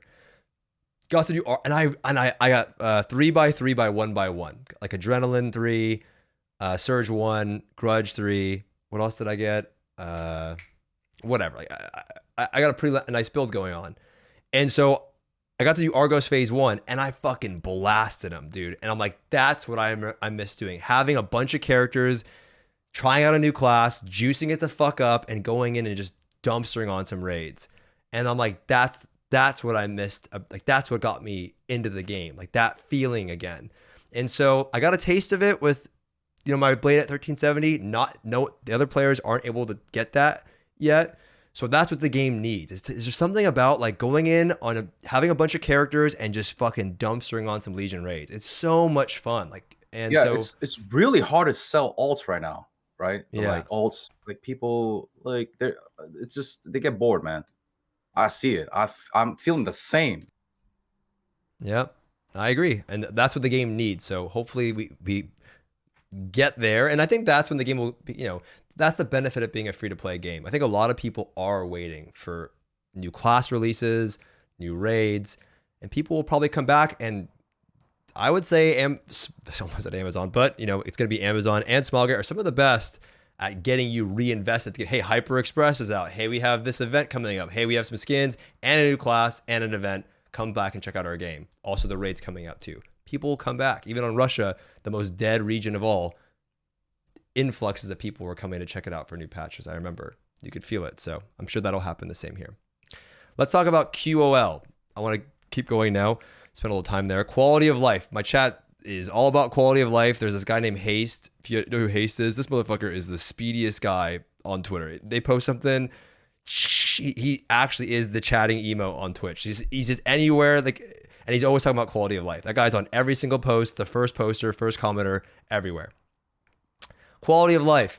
I hate, you know, when I log on Korea, you have the map improvements on the snow map, the Guardian raid. You have the AH improvements. I mean, is the most annoying thing when I try to like look up something and then I didn't select accessory, have to read it. It's so frustrating, right? You have the daily checklist, the new double jewelry. So if you don't know, in Korea now you can equip 2 of the same earrings, 2 of the same ring. You don't get screwed if they're the same. You can get, it's huge, right? Back attack indicators, movable party frames. So when I play in 21x9, I can move the frames in so my chat can see them, and you can customize your UI a bit more. Saying you have some experience in publishing, do we have to wait for these? I know it's monthly Frankenstein patches in Russia. Is there any way we can get these quicker? Are they taking too long on these? It looks so great when you see it in other regions. Why can't we have that? I mean, I don't think we haven't had a proper like app since the game launch. We haven't had a big update. They've just been like these minor drops of like bits and pieces. And even when Argos came out, which you would have thought would have been the major month update for that month, it kind of came with like nothing else. It was very bare bones. There was no quality of life. There were very few fixes. Some of the classes are still out of date. Like Deathblade's Maelstrom isn't correct yet. Berserkers heal over time potions, they haven't been nerfed yet, so they're still like the full efficiency. It's like this is all decided on by Smilegate. There's no money to be made here by withholding these quality of lives. If greed was like an incentive that some people might be thinking in chat. Whatever build gets delivered, it pretty much gets delivered. And I'm assuming that there might be some hiccups along the way as well, because again, we do have this Frankenstein version of Lost Ark. There are bugs that exist in our version that have never existed in any other version of the game, because it's kind of like this mishmash of code where some things are in, some things are not. There are things from recent Lost Ark in Korea that weren't there a year and a half ago, which is where the content is today. So obviously, there's going to be issues, but what I think is more likely the case is I think they're waiting for like a proper big update to finalize all these things in one, which I presume will either be South Vern or something like that. But yeah, it's kind of hard to tell. I was really disappointed when I didn't see quality of life added, because I personally thought it shouldn't take that much effort to implement some of these things, and a lot of them do make playing the game a lot more enjoyable, like the head attack and back attack markers.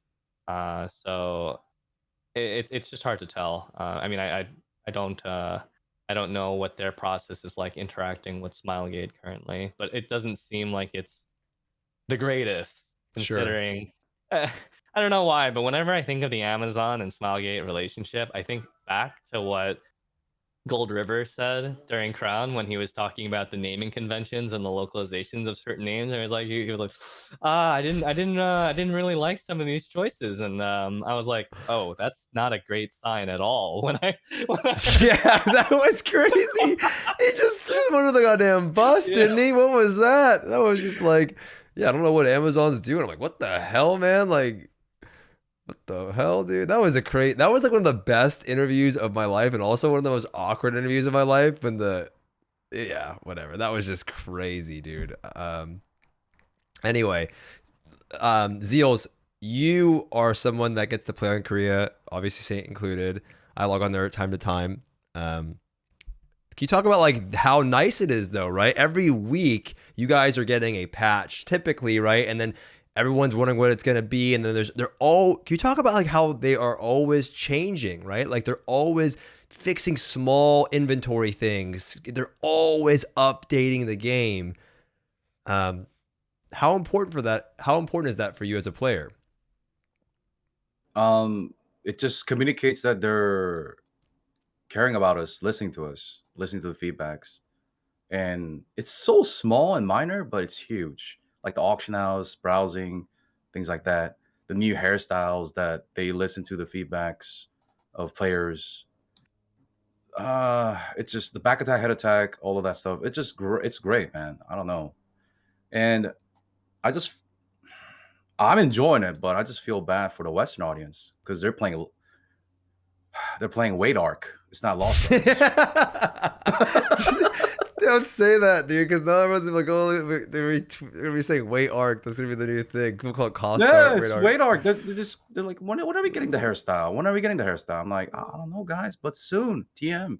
Yeah, soon TM is the T-shirt that I remember Saivo had a T-shirt, right? Lost Ark soon TM or something. I remember he was like going around selling those things or something. Yeah. Well, QOL. Obviously, we're expecting.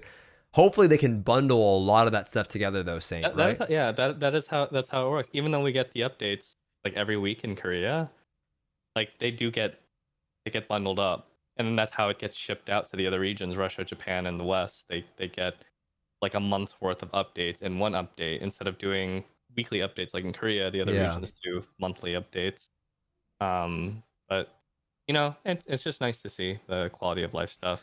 A lot of things that I like get annoyed at on stream, I complain about it to my chat just idly, and then like 2 weeks later it gets fixed, and I'm like, are they listening or what's going on here? It's like it's like a small thing that that just bothered me for an instance, and then gets fixed, and it's just cool to see that like it probably bothered other people. Maybe they posted it on Invent or something, and I mean, someone's saying JP gets weekly updates as well. I'm not sure if that's true. Do?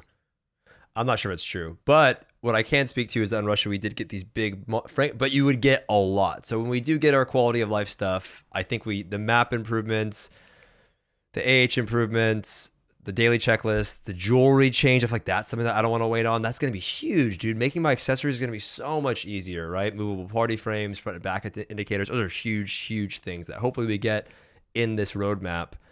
Probably not going to be disclosed in the roadmap, to be honest with you. I doubt that's going to. Maybe there will be a section for that, but usually it's like the raids, the classes, and maybe events and things like that. Dude, they said in the update things like, yeah, and we'll have the roadmap soon, but it won't include all the things like blah, blah, blah, bug fixes, quality of life. And I read that, I was like, no, include that in that. That's the stuff we want to hear. Don't omit that detail from the roadmap.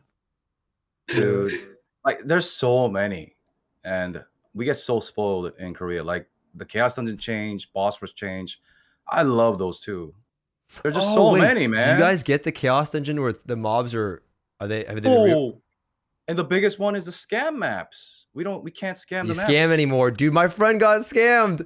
My friend's playing the game. He's been going so hard. He's like, bro, Stoopzz, what do I do if somebody scammed me? He got scammed. His name is Yasuo. He's probably listening. Why? He's in chat. He got scammed. Somebody was like, my computer's lagging. And just logged out after he collected them. Yeah, like we need that. Like, why would you want your players to get that kind of experience? You know? Yeah. Okay, we have a couple more topics left. I have to use the restroom so bad, like just a couple more. So if you guys want to go to the bathroom, I'm gonna use the restroom really quick, and then we'll pick it up, and finish it up. All right. I mean, you gonna turn the goddamn thing back on or what? This is ridiculous. Oh. Okay.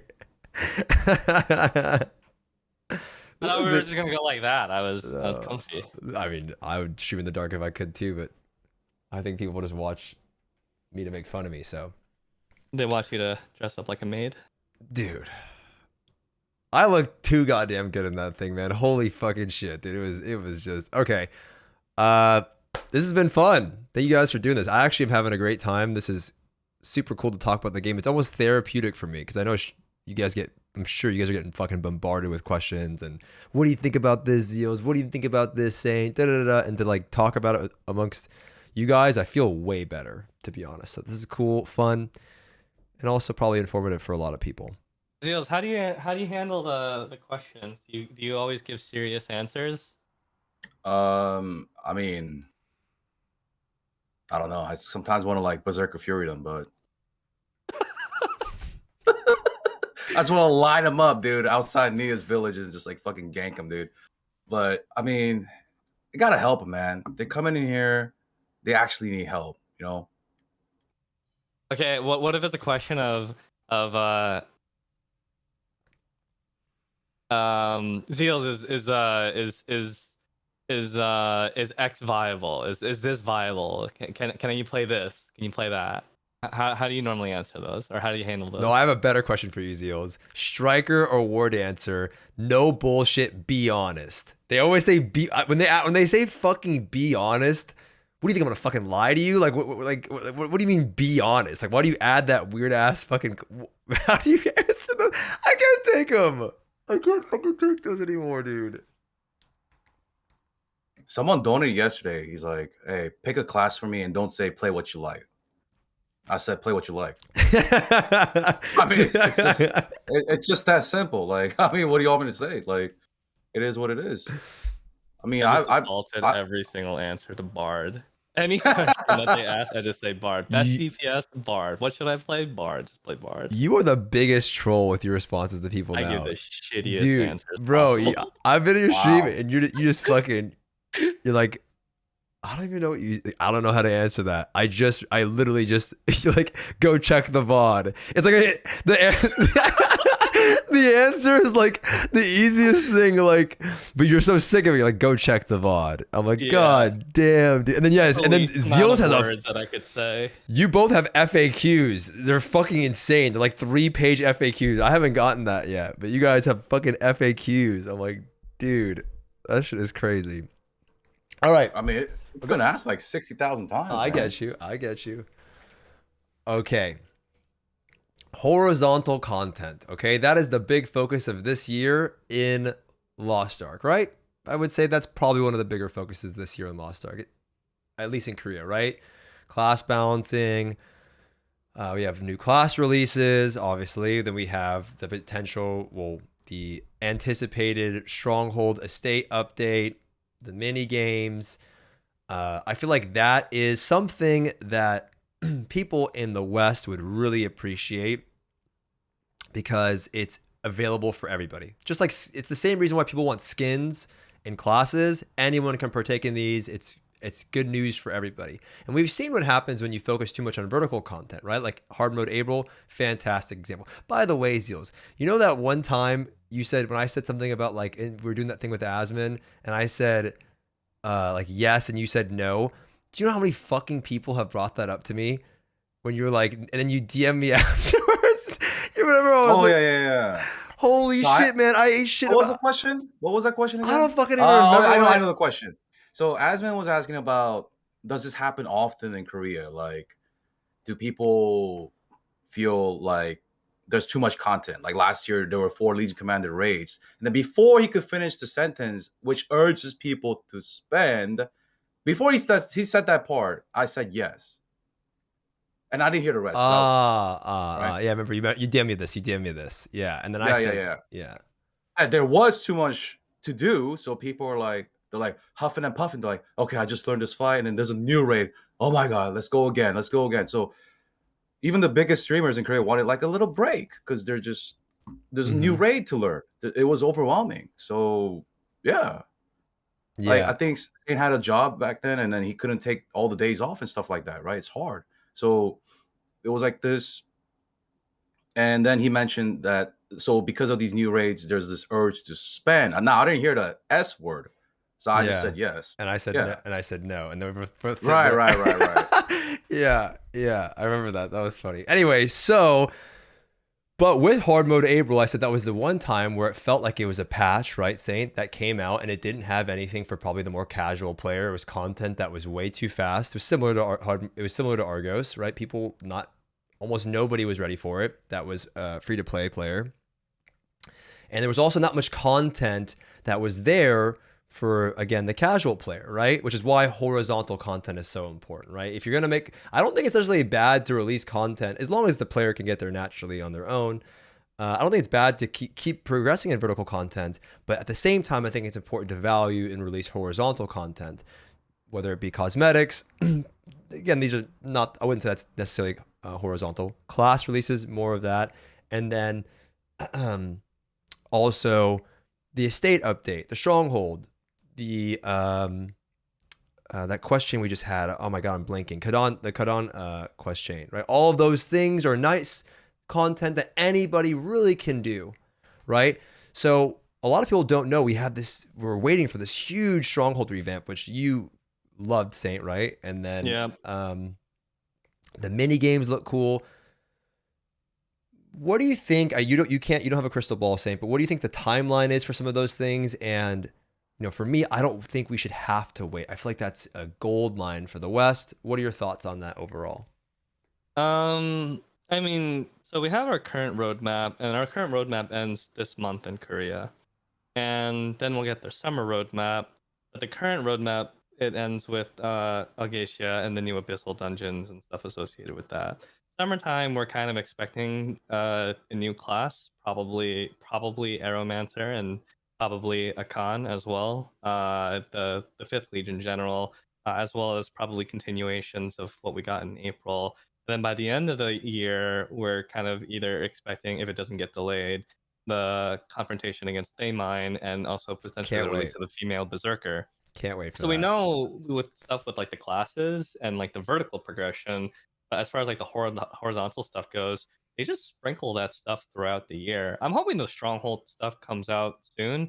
I mean, we got some really good stuff recently, like the auto farm and whatnot, which makes doing like if you've ever hated life skills and you just let your life skill energy sit at max out, it's like a godsend. You get to actually make battle items. Dude, I need to start that, man. Bro, I don't do it at all, dude. Yeah, I don't do it. It's amazing. It's free battle items basically, and so I'm hoping that the stronghold stuff comes.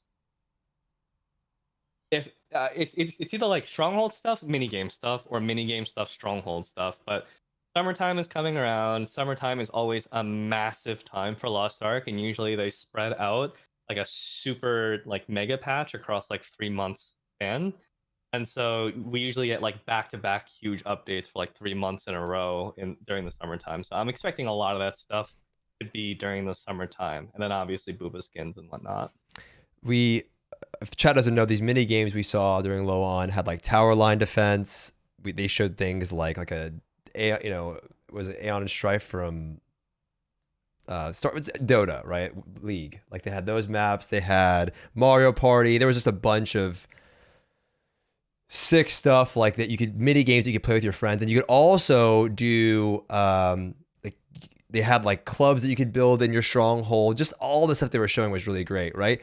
Can you talk? But also this year, if I'm not mistaken, we're getting, is it 4 continents, right? Algacia, we had Rowan, and what else now, Zeals? Can you talk about some of the contents that players can expect in the game? To add on to the horizontal content, Sure. You saw the VR, the April Fool's thing, dude, right? That was sick, man. Yeah. What do you guys think about that Mario Kart part? I thought that was the best part. Yeah, dude. Yeah. I thought that was the best part. I would love that high speed racing. I thought that was the best part. Yeah. Oh, I really want that. But as for continents, we're getting a lot, right? Say we're getting that Armin one. I don't want to go with spoiler territory, but yeah, after Algacia, yeah. Yeah. There's a lot, man. There's a lot of good stuff coming. That's the thing, man. It's Wait Ark. Yeah, it's Wait Ark, which is why I feel like, I mean, I don't make games. I'm allowed to have my own player opinion. I just want to fucking send it, dude. You know what I mean? A little bit of FOMO. Okay, let's just fucking go. Let's go. I don't make games. Don't listen to me. I'm just a selfish consumer player. Man. I'm a selfish player, consumer. I want to fucking go, baby. I want to get to the continents. I want to pump the raids. If I'm not there for the week of shit or whatever, like for me, I want to have stuff. You know what I mean? I want to move forward. But I get it. Look, my opinion is not any better than anyone else's. I just want to make that very clear. It's just what I selfishly want, and I want to fucking go, baby. You know Dude, what I El mean? Gacia. I'm Dude, it really looks sick, man. The Sky dude. City and everything. No more lie, dude. No more Yep. lie. We moving on. No more dude, I'm tired of the fucking lie. You know what I mean? It's you They know. buffed that in NAU. The it's, lie's buff. it's loud as hell, man. That thing is loud It's as like fucking. it's 400% volume, dude. Can't escape it. You try to walk off, they just follow you around. So, You And fail they your even got honing Shroud to too. say it too. Like it's everywhere now. yep. You Also, fail your honing, and then they're like lie. I'm like, shut the fuck up. I did want to say, just for everyone in chat, you guys should definitely go subscribe to the KR Lost Ark channel. It just shows you all of the trailers. You get to see like if they're going to show off these new zones, Algacia, these horizontal mini games, all of those things. You definitely should subscribe to the KR Lost Ark channel if you want to like see what's coming. Someone in my chat could probably link it. It's just it just there's a lot of stuff that I feel like if I showed you guys, I want to finish this up, but if I showed you guys, you'd be like, wow, that looks so sick, right? So I think that is something that you would definitely appreciate. And someone's saying 3 years from now, I hope not, right? I hope that this is stuff that we can see. I hope we can get through these Legion raids within. I don't want to say a timeline. I don't want to freak people out. So anyway, horizontal content. The game, I think, could absolutely use it. It's the focus in Korea right now, it feels like, and I hope it becomes the focus in our game because vertical content stresses people out, right? You know what's funny? It's like, I was talking about like the content last year, and I was like, oh yeah, we got like 7 raids and stuff, and people are looking at me like, that's a lot of raids. And then I'm like, oh yeah, we're moving on from that. Smilegate, they learned from their mistake. They're moving away from too much vertical progression, and now they're doing horizontal progression. Now this year, instead of 7 raids, there's probably gonna be like 5 raids, and they're still looking at me funny, like that's still a lot of raids. Yeah, yeah. Dungeons and Yeah. is it four continents? Is that 4 zones? That's a fuckload. You get like 1 in an expansion in some of their games, right? It's a lot. Yeah, they work fast. That's for damn sure. Yeah, they're like they're like your pets on the legendary pets, like just baking cookies. That's what the developers are doing right now. I want the merch too. You see that right there, brother, huh? You see somebody sent me that one. You see this little guy right here? Somebody sent me this. And I want the Nia, dude. And the dude, there's those sold out so fast. Yeah, it is dude. I had somebody try to get me stuff sitting in line, couldn't get it, and I was so upset because my Korean girlfriend, right, the one that she was that's how I also play on KR. She was helping me trying to buy stuff, and she's totally real, by the way, and also very hot. So we're talking another school. So let's talk about vertical content though, right? We're talking about horizontal. Let's get to the shit that why I like the game. I'm cool with the horizontal content, but you know what, dude? I like to fucking pump in raids. Legion raids and their impact on the game. Zeals, can you talk about Legion raids, what you enjoy about them, how they got you hooked into the game? I see you doing them all the time. Just give for someone that if someone never has heard about Lost Ark before and you wanted to sell them on Legion raids, what would be your pitch? I don't know. Like I don't have like a set group, so I like to pug it. Mm-hmm. I like to showcase that it's puggable. But I think it's really fun if you go there with like kind of around the minimum eye level. Yeah, but I don't know. It's just really fun. I don't know what else to say. There's a lot of coordination. If you overgear it, it's different, but I think it's something that you can pug, enjoy without voice comm, stuff like that. But it's even fun when you are overgeared because it's just like it's fun to go in there and just blast, like do shitloads of damage. You know what I mean? It's like I don't know what it is about the raids. I like wiping. I'm weird. I like spending hours. Yeah. It reminds me of the old WoW days, so I don't mind wiping. Yeah, some of my go for it, sorry. No, like just wiping and having fun with your friends, just trolling around. That's fun too, Dude, that was like one of my best experiences was like going through Clown and April, and I was doing it with friends, and there's so many memes of me just I was in there, dude. I was on Procol phase 2. I had to go in there and solo the guy. And I was in that motherfucker for a long time, You dude. know, yeah, and I think that is normal. Like what I did, what didn't feel normal. Like when I went to do Cuckoo Satan or stuff like that, people already knew what the hell to do, right? So Hmm. even though it was my first time because Yeah, the rest of my group was not, they it made knew the it. fight. It made Yeah, it it made easier, it. right? Yeah, Yeah. it was so fast. Like my progression time compared to somebody like Saint or you was way different. And Hmm. I wish like it's gonna be like that in NAU. I think it's gonna be slower, and you guys are gonna wipe, and it's okay. It's gonna be fun Hmm. if you make it fun. If you make it a QQ wine bitch fest, then it's gonna be what it is. But if you make it fun and if you enjoy playing with other people, I think it's gonna be a lot of fun. And I don't mind having 200 wipes like you did. More. I think that's way more awesome in my opinion. It's totally agree. You know, it's memorable for me. You know what I mean? I look back at some of these Lost Ark raids as the best raiding experience I've ever had because of those memories I made. I mean, I'll never forget when Coxon voted to end the raid instead of resetting it, and we had to start all over from phase one, April, and that we were progging it. And I had to go back and spend another 7 hours getting back there or something. It's 4 in the morning. Someone has to go pick their sister up at the airport. We wake up 3 hours later, and then we one shot. We like kill it within 30 minutes when we wake up in the morning. Those memories, dude, uh, are some of my best memories ever. You know what I mean? So I would say that I really, really am looking forward to that on NA for a lot of players. And I totally agree with what you're saying, man. Like having fun is the most important thing, dude. Like going in there, like being overly fucking sweaty and like, I don't know. I just feel like going in there and having a fucking fun. We got to do some raids for sure on NA, but like I really want to go in there and just like have a good time again. That's the best part of it. So I hope players can Right. experience that as well. Yeah, that's what I experienced in Korea. Like they weren't sweaty. Like the groups that I joined were very approachable, and they were like pretty much like if you mess up, it's okay. Mm-hmm. You know, Yeah, I if don't think I've ever actually had a toxic experience, and I plug a lot of content as well. Um, it's only bad if you know Uko. It seems like you guys. I was watching you, man. Well, I do want to ask you this, but I was watching you say, and you guys are like joking around, even though, and it looks fun. I was watching you. You know, you guys are kiting the cards back. You know, P1 Yeah, I mean, cuckoo. It's like you have to kite the cards back for that mechanic to free people out, and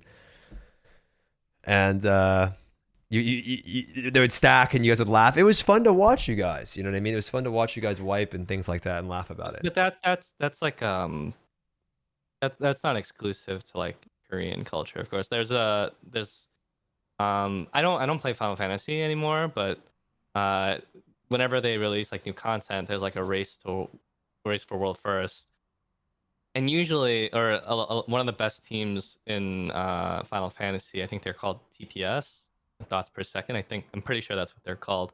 But they're a non-streamer group, and when they release their first clear video, it includes their comms. And I listen to their comms while they're clearing it. I don't really understand the content that much since I don't play the game, but it's just completely calm. Mm-hmm. People are just kind of talking, they're relaxed, and it's like those are the kind of comms that make raiding very comfortable. Mm-hmm. Not when people are like toxic and screaming at each other and throwing blame and all that kind of stuff. But that applies to every game. I mean, Lost Ark, we have these situations come up all the time now where you see people talking about how they had like a really toxic encounter already from someone who blames them for not knowing the mechanics or something like that, or you know, it's already somewhat prevalent. So I think that's just more of a case of who you surround yourself with more than anything else. Mm-hmm. You know, I was listening. I think it was Scar talking about it, and he was saying, and I think that's maybe due to the tone shift, right? First of all, content. Oh, Argos way too fast. People get 1370. Wait a minute, there's no content, right? You get to the top of the mountain and you look around. It's not the best view, he said, and there's not much going on either, right? He was saying that he doesn't think the PvE content is good. I think some of the dungeons that players experience, I'm sure they would, you know, but now it's like the taste in your mouth is a bit different. You've been playing for a while, but some of those dungeons that you do early on are really good, right? Like the Rohambo dungeon, I think one of the best dungeons I've done almost in any game. Really good dungeon. But, you know, what's crazy is that, like, for me, and maybe I'm inhaling copium, and you guys can tell me if I'm wrong, because you guys have played other games. Zeals, I know you played WoW. Saint, I think you played Final Fantasy, right? You were just talking about it a little bit. You've done some raiding and stuff. Legion raids are some of the best raids I've ever done. Valtan, really fun, not thematically, like how it looks the best, but it's really fun, like mechanically. And then dicuss, insane. I think Clown is just like so good. And then April is obviously the best, in my opinion. Can you talk about the void that these Legion raids fill in the game, Saint? Like how important, as a player, like. I mean, they're very important for the game in general, because I think prior to that point, Lost Ark hadn't set its identity as a PvE game. Back in season 1 of Lost Ark, I'm just showing again. Back in season 1 of Lost Ark, Guardian raids were the end game. Guardian raids were inspired from Monster Hunter. That's why they run away. That's why you can't see their HP. That's why there's part break mechanics and all that kind of stuff. They were the end game, and they were much harder back then, of course, too. That's also where the grudge mentality from Korea comes from, because back then, if you equipped grudge and in a party of 4, the clear time was still anywhere between like 15 to 20 minutes, because they were tuned that way, because they were the end game counters. But if you want to play Monster Hunter, you just play Monster Hunter, So then we had Mystic, and when we had Keister, and those were supposed to be like a big step up as far as content goes, and as far as like inventing the raiding in Lost Ark. And then we also had the Sea of Paradise dungeons, and those were all like the end game encounters by the end of season 1. Season 1 to season 2, we transitioned, and Guardian raids, they were Guardian raids over time. They just became like daily easy content, and then Legion raids come along, and Legion raids was like, this is Lost Ark's take on raiding. This is how they want to be known for raiding. The very, very, very distinct encounters that are thematic and really engage with you and make you think. But at the same time, it also kind of establishes that the game can be very gimmicky too. I know in the West, a lot of people, they might connotate gimmick with something that's like mechanics, like negative. But Korea, mechanics, we frequently call them gimmicks. And they're very mechanic heavy. They're very mechanic heavy. Whereas a lot of the encounters beforehand, they're very reactive. You just see the thing, you do the thing, and there's not too many things where if you don't do this thing, it just blows up and kills everybody. And it's fun. It's like problem solving. I really, really encourage players in the West to, if you can, give it a try without guides. Guides, they kind of ruin the surprise a little bit. Yeah. You could always refer back to them later. They're not going anywhere. But like if you get an opportunity, they are some of the most inventive raids, considering the genre, considering the play style, the camera angle, and all that kind of stuff. It's really fun. It is fun. I get to do raids when they come out completely blind, because there's no guides yet, and some of the most enjoyable content that I've ever played in an MMO. So I would encourage you to find other people and try it out as well in the same vein. And then if you give up later on, you could always go and refer to guides. Yep. There's a Korean streamer that did that. He did all the Legion Commander raids with no guides, no spoilers in chat, with people that haven't done the fight or acted like they haven't done the fight. And it was one of the most enjoyable streams for like 2-3 months in Korea. Not only that, like the top streamers in Korea, you never see like the sweaty raiding atmosphere, at least from like the biggest streamers. Like it's always about having fun, whether they do it under ults, it's always goofing around, having fun. And I think that is the appeal for, I don't know, this game just seems so goofy and lighthearted to me. That's all. Yeah, you talk about that a lot. That's how I got my start in Lost Ark, was just people I met Saint at the time.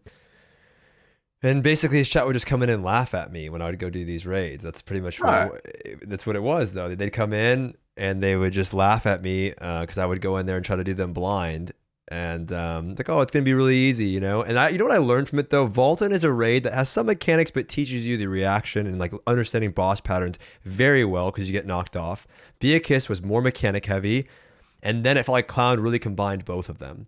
And then April again. Right. So I felt like it was a really good progression curve. And I just think it's going to be a lot of fun for a lot of people.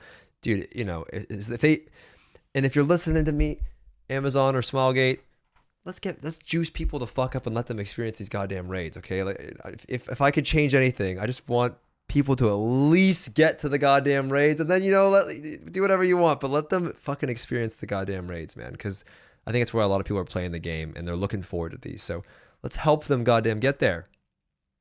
All right. But you two probably have a lot of insight on this. A lot of people in my chat wanted to know about Valtan, the impact of Valtan, but how they should prepare, right? We have engravings. I know in Korea, the standard, I think, is 4x3x1.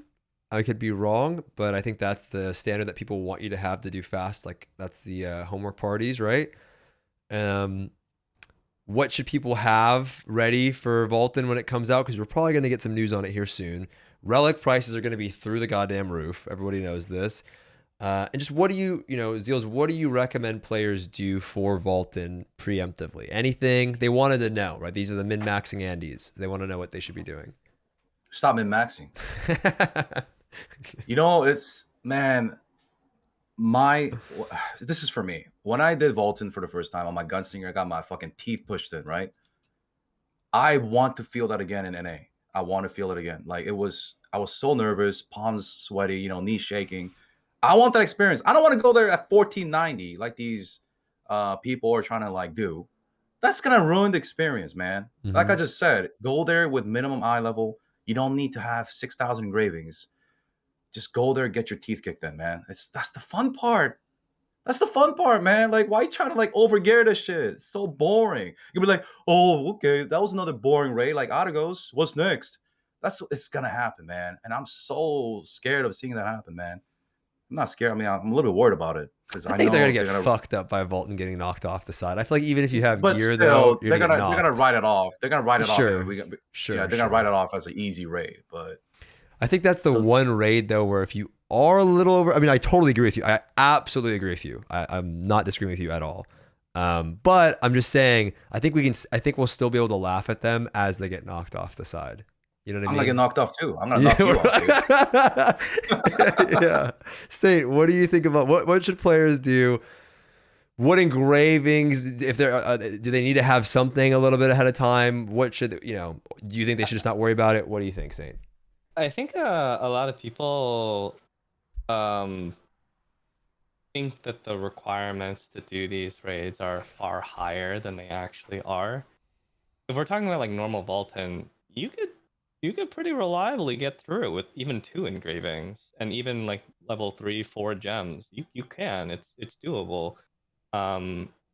Most people I think in chat probably won't be going to hard Valtan right away because hard Valtan's 1445, so you have to get the plus 17, which is a bit of a taller order to get to. But by the time you get to that point, with the access to things like relic accessories and whatnot, you can get to 4 engravings, and that's pretty, par for the course. But and besides for the already stated, like, you should just go in and experience it and have fun. It's always a good gaff to get like knocked off the edge or something like that. There are some parties that even the goal is to in Korea sometimes they have fun with it, and it's like the goal is to pass the encounter but to kill everyone else in your group. They do that. They do that to me all the time, bro. I go in Korea. They try to kill me all the time. Fun. You just try to grief the others and then finish the fight with them dead. Oh yeah. But my point that I'm trying to make is like, if you think that the requirements are high, they're not as high as you think they are to just get by the encounter. People are setting their expectations super high, but like even with their current setups with like 3 engravings and like level 5 gems, you can comfortably pass normal Valtan with that. It wouldn't be an issue. You said hard mode Valtan. It's gonna be Valtan normal, dicuss, Valtan hard mode, right? That's not how it releases now. You think it's gonna be Valtan hard mode? Yes, they release together. I don't know if they'll change that, but yeah, that is historically how it's always worked. Both normal and hard mode released for Valtan, then normal and hard mode for dicuss, then Clown, then Avril normal, then Avril hard a few months later than that, and then usually the hell modes of raids come like a couple months after its original raid came out.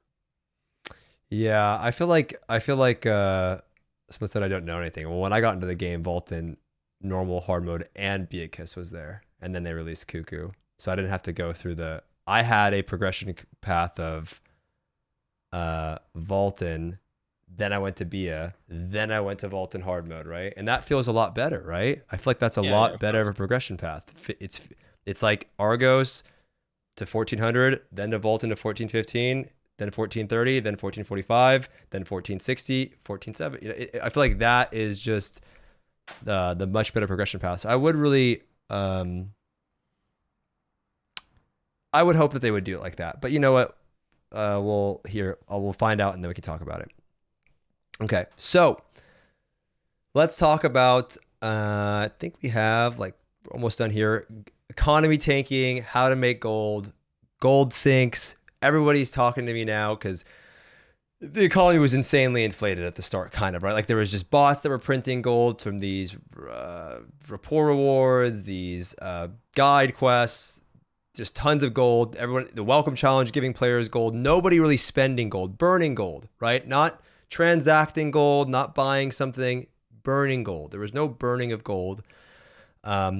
And then we saw a change with how they approached to the bots, where they took away a lot of those early gold sources. And then we also saw banning of bots. We saw players now spending their gold to upgrade. Gold starts to evaporate.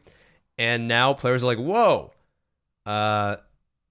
this it shouldn't cost gold to upgrade my gear. And I remember going to you, Saint, and asking you, I'll never forget this. Like, this is about maybe 8 months ago. I was like, dude, how the hell do I make gold in this game? And you're like, alts. And I was like, what the fuck does that mean, dude? Like, and I remember, like, you telling me about this. And then I learned, like, oh, I can't miss my island adventure. My gems are actually worth a lot of gold. My guardian raids are worth a lot of gold. And I started, and I have this gold guide that maybe I'll link down in the description below that somebody made. And it breaks down all the sources for gold that you can make.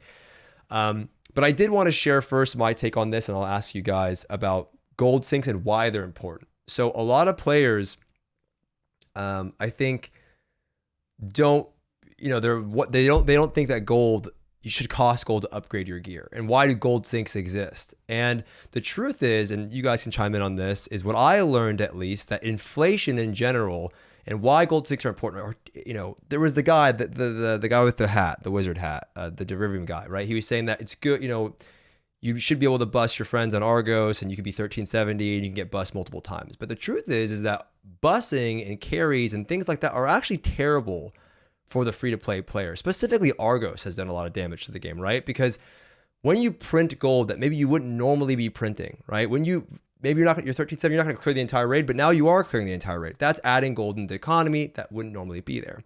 Now, it seems good for you as a 1370 player, but what this does is it starts to inflate the game, right? And map prices are not going to really inflate because there's so many of them, especially with the bots that we have. I've seen them in tier 3, right? So as the game inflates, your gold source, your gold income as a player is really locked outside of getting lucky and getting a good accessory, selling whatever, your gems, maybe get an extra boss rush ticket, gold portal, whatever, gold island. Your gold income from Argos, Oreja, the raids, that's fixed gold. And as things inflate in price and you are no longer able to buy these accessories anymore, because now the gems are more expensive, the engraving books are more expensive, you go, well, what the fuck? I can't afford anything. Saint tells me to make an alt, I make an alt. What is that going to do? It's going to inflate more gold into the economy, which is why we have 6 characters locked in now, right? So as you want to make more alts to get gold for yourself, you're not inflating things.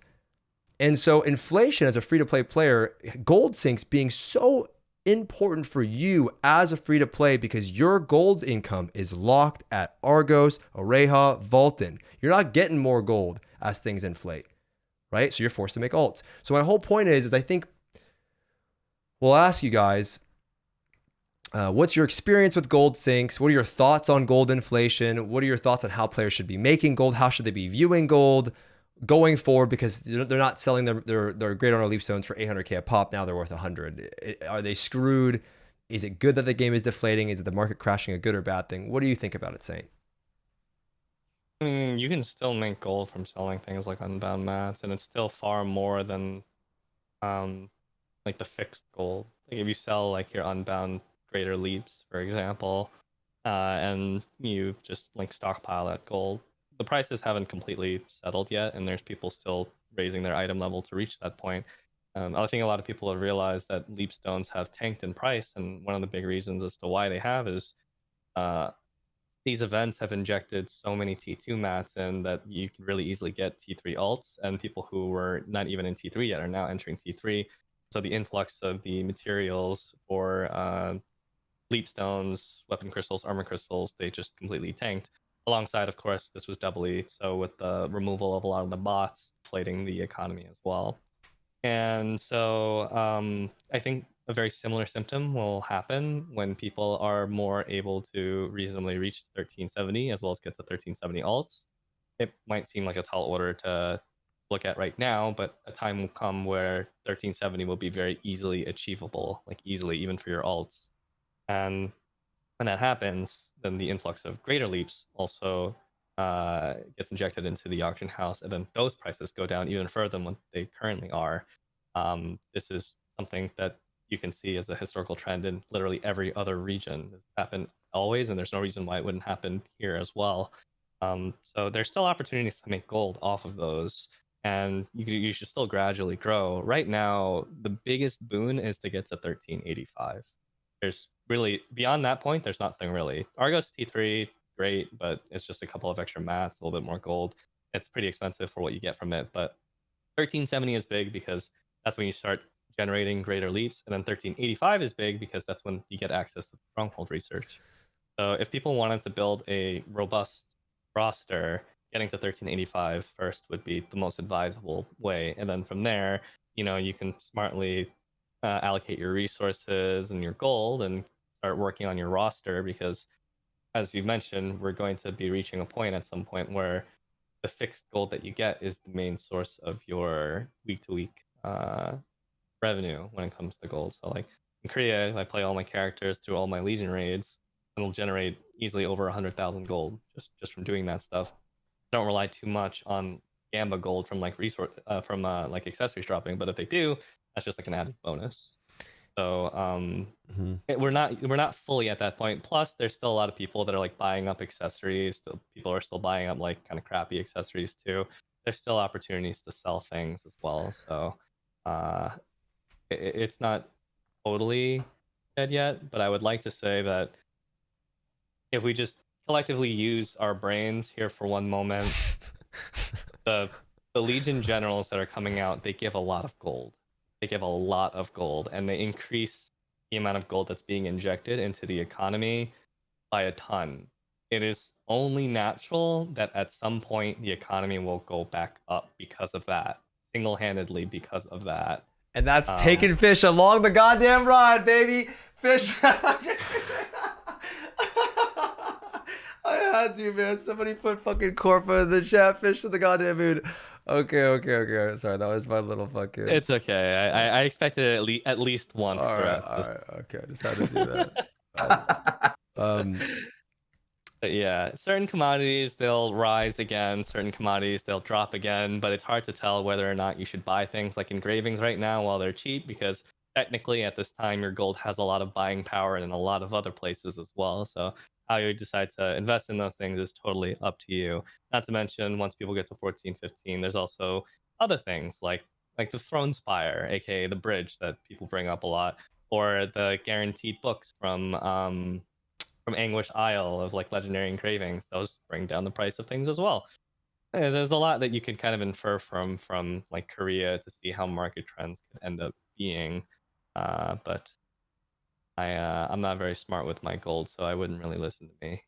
Zeals, you were farming. You talk about gold to dollar ratio. I know you're big into. I remember seeing you scratching for gold early on when you first started playing Lost Ark. I remember you'd be like, you were just looking for any way to make gold.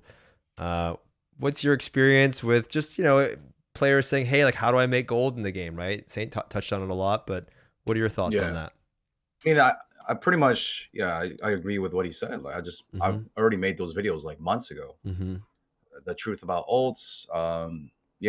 I've been down there in the streets of Nia's village. I had to sell everything. Gems. That ass. Yeah, man. Whatever it takes. Yeah, whatever it takes. But like you said, like 1385, sweet number. It's really, really, really good spot. like I told the Boldman, you know, Asman Bold, I told him like, yeah, 1385 is really good. I Yeah. keep telling my viewers that 1385 is really good. Get your alts up, but yeah, like inflation is going to happen. The mats are still tanking right now. I still feel like engravings are mad expensive. Some of them. Yeah, I bought 20 grudge books. I mean, I had 400k gold and then it crashed. I'm like, dude, I'm fucking buying this now. Like, I mean, yes, I know dollar gold ratio, it's crazy, but it's like I have the gold. I can buy it right here and I'm never gonna have to worry about it. Yeah, you never have to worry about it, right? So I've done the same thing off stream as well. Started getting some engravings. Actually, I bought 4 legendary engravings. So 80 books. But Investor. Yeah, man. Yeah, I mean, I think it's gonna get better once again. Yeah. Well, I think people are just, you know, the one thing people understand is yes, the, you know, mats are tanking, but so is gold to dollar value, right? Like, so your gold is just worth more. So 100G is just worth more. So you're like, oh, I'm not making, you're not making $800, you know, 800 gold at Leapstone, but how much is $100 worth? How much is 100 gold worth in dollars, right? Like, you could see the blue crystal value changing. So, you need to calculate that. Same with like gems. Yeah. Same with gems in Korea. Like a level 10 gem always has this much value in terms of real money, right? No matter what the gold inflation going up or down, it reflects that. Yeah. So because it has its value, right? People need to realize. I was saying it to you, I'm like, dude, you should. I was telling people, and you know what? I don't blame anybody for FOMOing into Argos. I don't blame you at all. But like, dude, this is an insane opportunity to make so much gold. And it's going to tank. And when it does, dude, like 3,000 gold is going to feel like a lot. Well, there was a while there that your Yoho or Belgo is, if you were there, or even just the Scorpion was making you a couple thousand a day. I'm like, dude, that's a Valtan run. You know what I mean? Yeah. That's crazy gold you can be making right now. Why would you? You know? Like before the game came out, people were like, how much gold you get from Bolton? Like they only see the gold in the Legion Commander raid prompt, the window, the static number, but they don't see that their tradable mats are worth, you know, actual gold. They're huge. Can't miss your gold. Don't miss your guardians if you want to make gold. Gems, you know what I mean? These are things that are worth gold. And remember, like, you things are going to inflate and those things are going to scale up in price. So I would just say you don't have to really do too much to go out of your way to make gold in Lost Ark. Just do the raids, do the dungeons, do your gold island. Life skilling is free gold. If you got free time, it's free gold. You know what I mean? Do all of those things and you'll be fine. You know, I mean, there's not a huge secret in making gold. It just, there are periods, like a lot of people are experiencing, that 13, same time I asked Saint, how do I make gold? I remember I was literally where everyone's at right now. So I understand the questions and concerns and you'll be okay. Anything you want to say, Saint? You were looking like you want to say something. No, I was just reading chat. That's all. Okay. All right. We got 2 things and we're out of here unless you guys want to talk about something else, okay? I'll save that.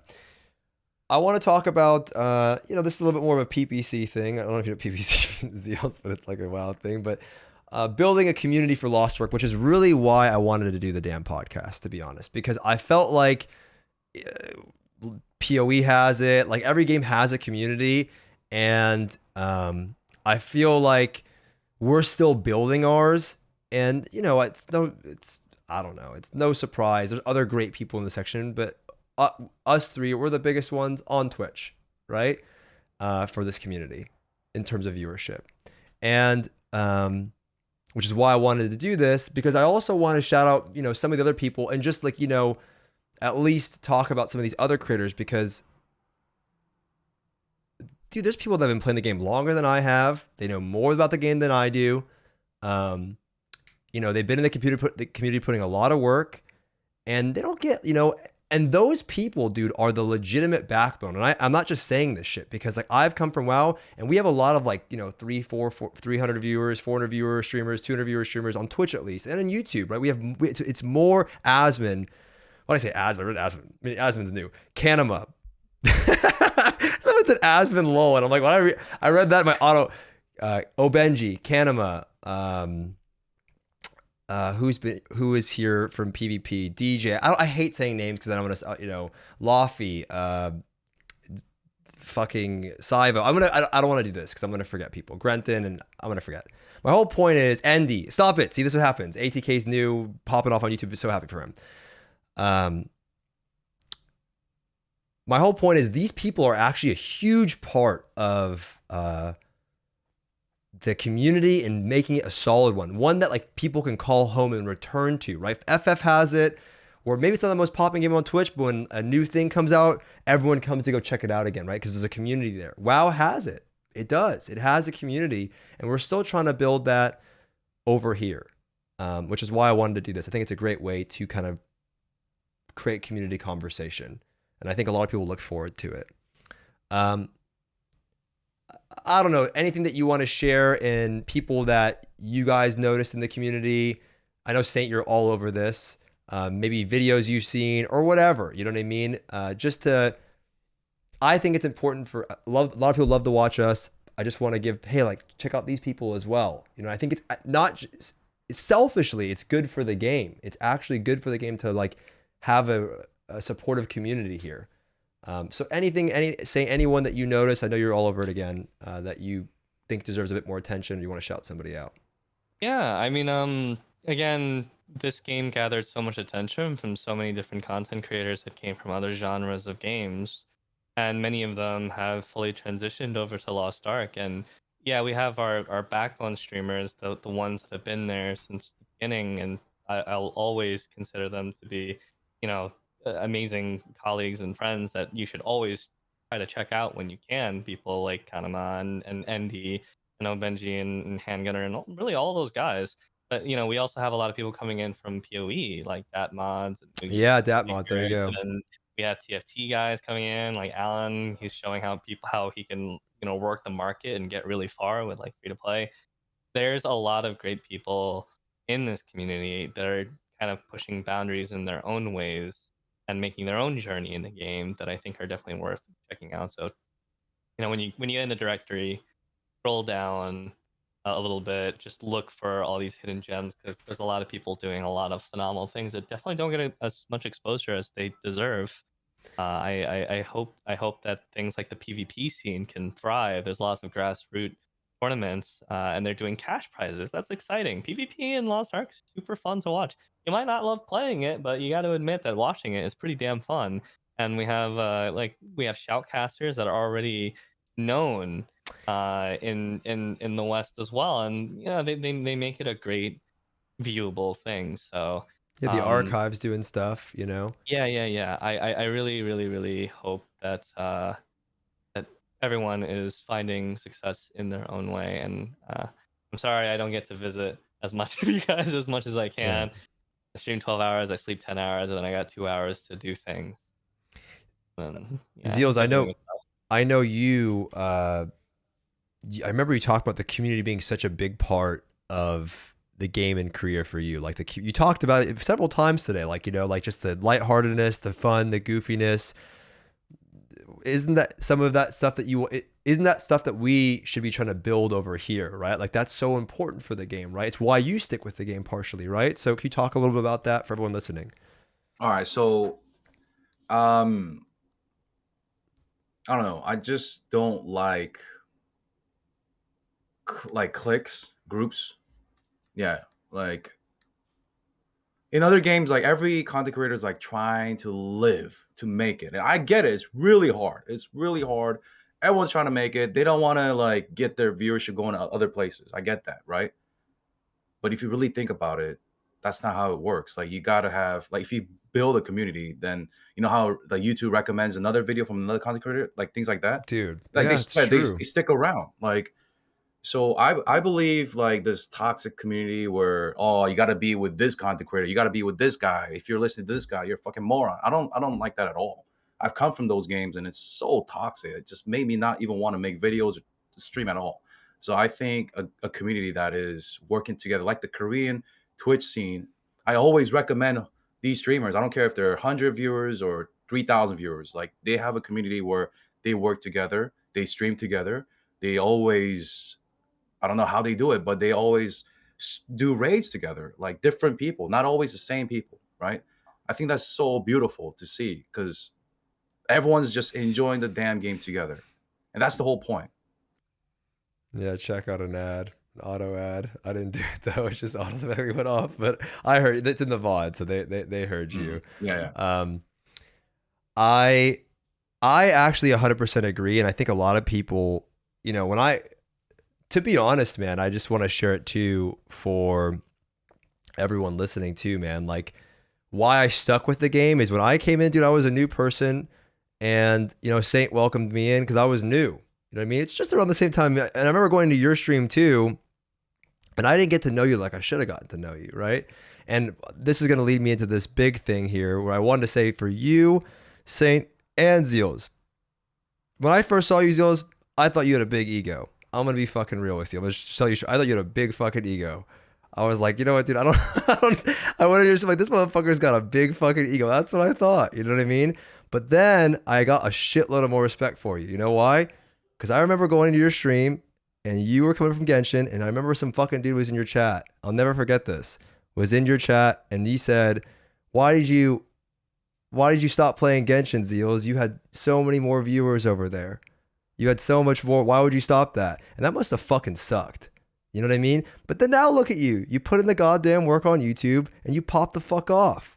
You know what I mean? And for me, after that, I gained a shitload of respect because that is not something that a lot of people are willing to do. Like the amount of effort it puts, like you put a thing out, you haven't taken a day off streaming. I don't think fucking Saint has taken a day off streaming. I don't know what, you guys don't stop. And then you're putting on the videos. That's a lot of work, my man. You know what I mean? So big ups to you and your success. Super happy for you. And then you too, Saint. You left your job and you're popping the fuck off too. So I'm so happy for you guys. You know what I mean? I really mean that. And I think I just wish that for everyone else that's over here. And I'd like to help out people. You know, that's why I'm always trying to do just shout out the smaller people in the community or whatever, hosting those people, because I feel like at the end of the day, dude, like those are the people, you never know where they're at. Asmon did it for me when I was struggling, helped me out, and look at me now. So thankful. And if you never did that, who knows where I would have been. So I'd love to return the favor to some other people in the community. It's why I stuck around in the game. Saint did it for me, and I'd like to do it for somebody else. So happy for both you guys. I just wanted to take a moment to be a little bit of cheesiness, but I think you guys deserve it. And yeah. Last thing. Okay? And then we're out of here. Unless you guys want to talk something else. Last thing. Burnout. Right? Burnout. You know, everyone's talking about Burnout. And awkward? No, it's just, you know what? I am happy for him. I wanted to take the time to do that. It was nice to hear. You know, it was really happy when every time someone came into the community, it was always a treat to have them. And then a lot of them stayed in the community even when the game came out. And then Zeals, you're someone who you got a little bit of scrutiny when you first came into the community. Remember that? When you put out some videos and people were giving you shit for like being clickbaity and stuff? And, like, people got over that real fast. That's the game on YouTube. I have the most clickbaity one. Lost Ark respects your time. People fucking... Yeah, dude, that video... So many people comment about that video now. He's like, oh, the streamer lied to me. I literally made that title in Discord. I was like, yo, what's the most clickbaity title we can do? And then my bow was like, dude, Lost Ark respects your time. Everyone's talking about Final Fantasy. Asmon always talks about games respecting your time. I'm like, fuck it, dude. And in the first 10 seconds of the video, I'm like, this video is pretty much just clickbait title, but it's a good video.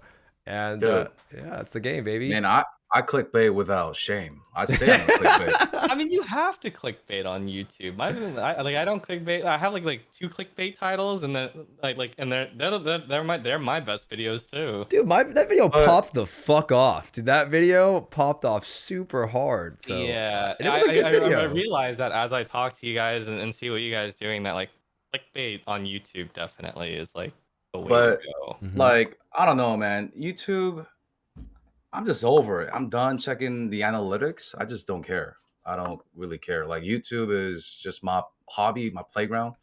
If somebody cares about my editing, which I don't edit, I'm just gonna delete their comment. It is what it is. I don't give a shit. Like, you know, it's just like, if I can't be creative in my own channel, then it's what's the point? You know what I mean? I might as well delete YouTube. So I realized that like last year.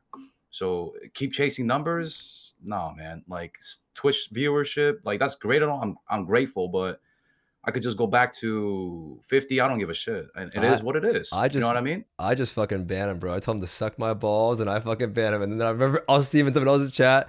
Stoopzz told me to suck his balls and then ban me. It's like, the fucking worst. I look like a goddamn tyrant, man. Holy shit, man. But it's true. Oh yeah, dude. Number chasing is just, you go down a dark alley, and I've been there. It sucks. That's why I don't chase numbers, man. I mean, if we're on the subject of burning out, that's how you burn out from streaming and content creating. True. Yep. True. You get too obsessed with the goddamn numbers and you start tripping about it. But you know what's crazy though is like all three of us. I don't want to turn this. Okay, let's just move on. All right. So burnout. This is like turning into like a streamer thing, and then now it's so burnout. Happy for you guys, nonetheless. Moving forward, burnout. I saw one of my friends. I was watching Savix's stream. My boy Savix. You should go check him out. Coming over from World of Warcraft, makes really good content, like insane videos, but he just hasn't made one yet. I'm telling him to make a good one because he can make a good video. I think you guys would like it. Love Savix, good buddy of mine, comes from World of Warcraft and Final Fantasy. In his chat, there's a guy named Red, and he was saying, you know, Savix, I love the game, but I'm starting to like lose motivation to log in because I'm already 1400. I don't know what to do. You know, what am I supposed to do right now? I'm just doing my dailies, da da da da. And then there's also people on the forums, which I've never done this in my life except for World of Warcraft because I had a YouTube channel surrounding it, where I announce my departure, right? Where I'm like, I am leaving the game, I'm quitting.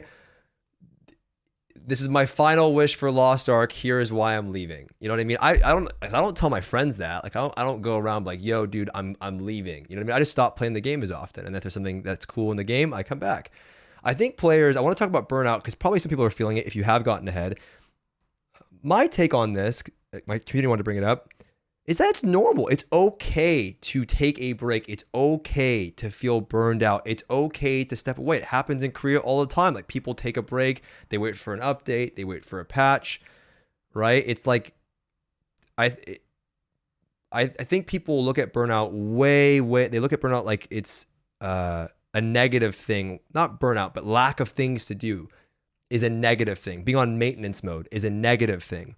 When in reality, it gives you time to do other things. It gives you time to play other games. It gives you time to make alts if you want and people to catch up.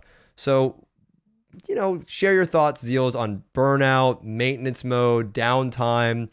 Obviously, as like streamers, you don't really want it or whatever, but like just as a player, what do you, if players are saying, hey, I'm starting to feel burnt out, what do you say?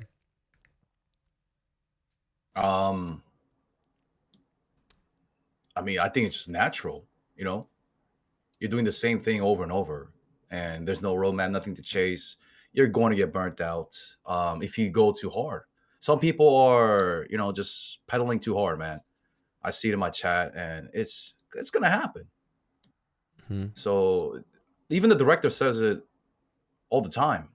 Like if you like for the people that are really pushing fast, they're on the fast lane, then you know you might run out of things to do. You might want to check out other games like Elden Ring or something.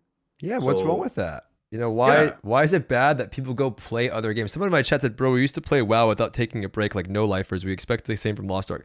Man, there was downtime as shit in WoW, dude. That ain't true. There was so much downtime. And you know what? Players are better, right? Players are better, and they're like, dude, the amount of info that some of my chat has learned in the 2 months the game has been out trumps my 2 months. You know what I mean? I was so lost 2 months in, and these motherfuckers know my friends that I talk to in Discord, they know so much. So of course you're gonna go at a faster pace sometimes, and I think it's okay to take a break. Saint, what do you think? Oh, I didn't mean to. Zeal, do you want to say something? I didn't mean to. No. I thought it was funny, man. Like it's just like when some people in my chat are like, "What's the best crew? What's the best ship? I got Ashtray. What's next?" Like I know they're gonna get burnt out, dude. They're fucked. They're trying to go like fucking one more knot faster. I know these guys are gonna get people who ask the questions in chat, like, is X or Y better? Like how they might react if they picked like a class that's strong now that gets nerfed in like a month from now. I don't know. I feel like these are the people that won't fucking lose it. Mm-hmm. Oh man! You asked. I mean, before you said one time someone came to your stream. What's the best tool? I don't know. What's the best tool to farm? And you're like the tool that you use for the life skill. I don't fucking. You're like, why do you care? I remember you're like, why the fuck do you care? Because people always do that. They're like, yo, what? And then there's like a video I remember for New World. Like, what's the best way to farm materials? The best way, and that's what fucking is on YouTube because that's what people search. Go for it, say it. It's just funny. Uh, I mean, Lost Ark's got a lot going for it, but obviously not all content is for everyone. You might not like collecting shit. You might not want to collect Makoko seeds or island souls or stuff. You might only be interested in the raid content, in which case there's only a finite amount of things for you to do. The MMO genre in general has a very difficult job where it has to retain your attention to play the game for thousands of hours, whereas a box package game like Elden Ring, 60 to 100 hours, one and done, put the game away, shelf it forever. And so MMOs in general, they have a really hard job. And I think a lot of developers have kind of come to that understanding, which is why you see it in Final Fantasy as well as now Lost Ark, where they're like, okay, well, you know, if you're done playing the game, stop playing the game and maybe come back later and come back with a fresh mindset. If you play every day, you're probably not, you know what it reminds me of? You know those people who write reviews on Steam? This game is shit. Wouldn't recommend it. 5,000 hours played. Kind of reminds me of that a little bit. It's like these are the type of people that become the most disgruntled with enough time that passes. So try to find your enjoyment. And also, Lost Ark's a very alt-heavy game. If you want to enjoy it, you need to gear up your alts to a playable level. If you leave them in shit gear, you will hate playing them, So and true. you will hate Lost Ark. So Put true. them in like a standard. Some gems doesn't have to be high gems. Some engravings doesn't have to be perfect engravings. Give them a little bit of care and attention. That way, when you play them, it doesn't feel like an alt. It just feels like a lower level main. Somebody was saying, I remember again. I have this weird memory of specific moments, and I remember it was in your stream saying, and somebody asked you, you were gearing up one of your classes. And you're like, someone was like, is it worth investing like that gold into those accessories on your alt? Like, why are you getting that? And you're like in tier 2, and you're like, yeah, for my own enjoyment. Like, it's worth, I need to have fun. So that is worth the investment. Like, fun is worth the investment. And it was such a good answer. And I'm like, you know what, dude, that's fucking true. I play this game every single day. I play it all day. I should try to maximize my fun on my alt. Why would I like skimp out so I can, the best way to farm gold? You know what I mean? It's like fucking miserable, and it's super true. Oh man, it's weird. Oh my god. Like people asking like, what do I need to earn better on my relic, tool? I'm like, what? Yep. I mean, if you eat in the burnout thing, it's like, dude, if you eat fucking pizza every day, tastes good first couple of days, by the fucking 10th day, it tastes like shit. You know, you're eating it every day. You're just gonna burn out doing anything. You know what I mean? Like anything, all of the time. So, except me with burritos. I don't know what's going on. You know what's funny though? Saint gets like the same questions I do. You know, between the three of us, if you look in the analytics, we share a huge amount. Yeah, of dude, you guys are people who watch. Mm-hmm. It's you two that have like the most like shared viewership with me when I look into my analytics. So I think a lot of the same people watch. They just ask the same question in each chat. Yep, I love going to you guys' streams because I get to sit there in the chat and then listen to you guys answer the dumb shit, and it's so fun. I get to sit there and just spam KEKW. You know what? Just gonna globally ban them. Yeah, just cross ban, dude. Cross ban them. Oh, it's normal to get like. I mean, I know it's normal to get tired of these questions, but I feel like everyone's just tired of it too. All the content creators. Well, it is true that like I heard that people, it's a chain. They'll like watch me into Saint into you, and they just rotate this chain. You see it in every stream though. I pop in and lurk in Datmods' stream and like Scar's stream all the time, and I see the same questions there. Oh my god. It's just everywhere. It's everywhere. It's just this need for information, and I almost think it's because people are like scared that they'll make a mistake that they could never fix, or some shit like that. Yeah, like their that. Their mindset is they're scared. Yeah. That dude in your chat, remember that? He's like, the streamer told me that Artillerist is bad in Legion and Hell mode raids. And I'm fucking in the chat, right? I'm just sitting there. I damn well never know. I never said that, right? So I'm just sitting there lurking in the goddamn shadows, you know what I mean? Eating my burrito. And this guy's like, our streamer told me that Artillerist is bad in Legion raids. And then it's like, which streamer told you that? it was Stoopzz. I'm like, man, what the fuck? And I literally Yeah, called him dude. out. I'm like, hell. Right after that, I was like, hell oh. no. And he's like, oh, he's like, I'll go find the VOD. I'm like, go find the goddamn VOD.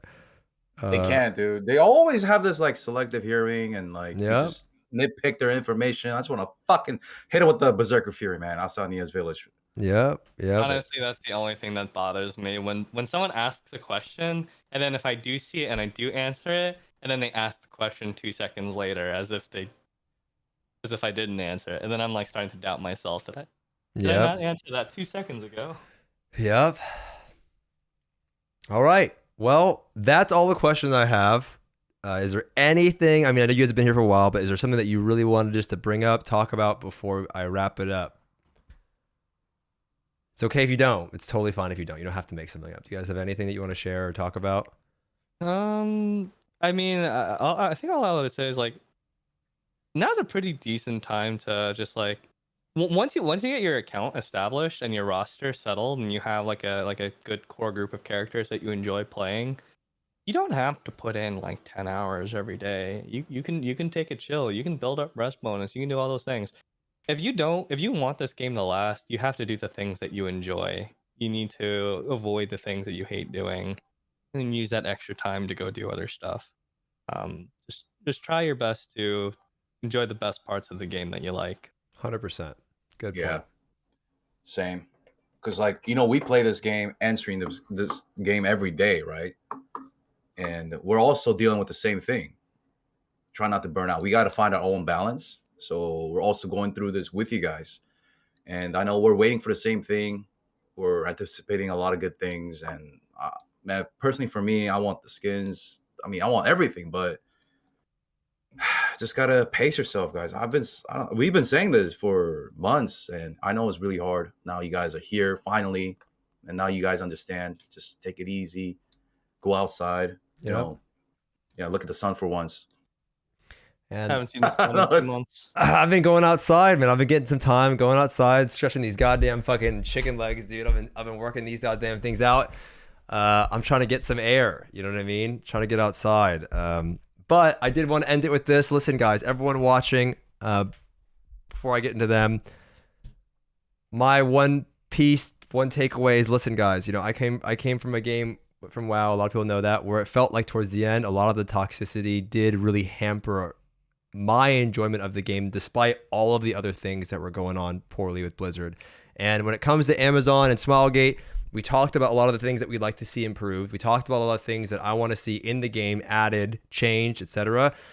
But at the end of the day, we can only provide feedback. We don't have control over what they're going to do. What we do have control over, I said it back in the beta, is the community, right? The one thing that everyone listening right now has control over is the community. So show some support to the people, the smaller creators in the section. Be cool to each other. Try to keep it positive. Try to keep it. If you don't like the game, brother, you know what I mean? It's all good. But if you like the game and you want to see it do well, try to keep it positive, constructive, and just, you know, fun. Just try to keep fun. Try to bring fun into the community, because that's something that we actually as players can control. We can't control the rest of it, right? We can control our attitude towards each other, at least, and people on the screen here, and so on. Thank you guys so fucking much for coming out to doing this. I'm so appreciative that you took the time, because I know it's cutting into your stream time. You can find their info, if you're watching this on YouTube, all down in the description below. I have no idea how this is going to do on YouTube. It's a long video. I don't know if it's going to do well or not, but either way, I think it was great for just live content on Twitch. All of their info will be listed down below for you guys to check it out. It's on the screen there. Go check out Zeals. Go check out Saint. Great content creators. Great, especially if you're a night owl as well, or an EU. Fantastic time zones for you guys. Anything from you guys quickly before we close out? No, thanks for having us on, and Zeals, it was great to actually get to talk to you. Oh yeah, same. I wanted to actually get to talk for a long time now, so I feel bad because you guys are both on NAE, so I don't think I'll get to play with you guys over there. Korea, we'll do something on Korea. I'm always down, man. Like, just like if I get like a time warning, I just wake up. But going forward, for sure, I've never said no, you know, to anybody. Yeah, let's do it. All right, chat, everyone, say goodbye to YouTube. Chat, say goodbye to YouTube. Thank you guys so much for coming out. Check out their channels, and we'll see you all in the next one. Peace. Later, guys. See you guys. Bada bing.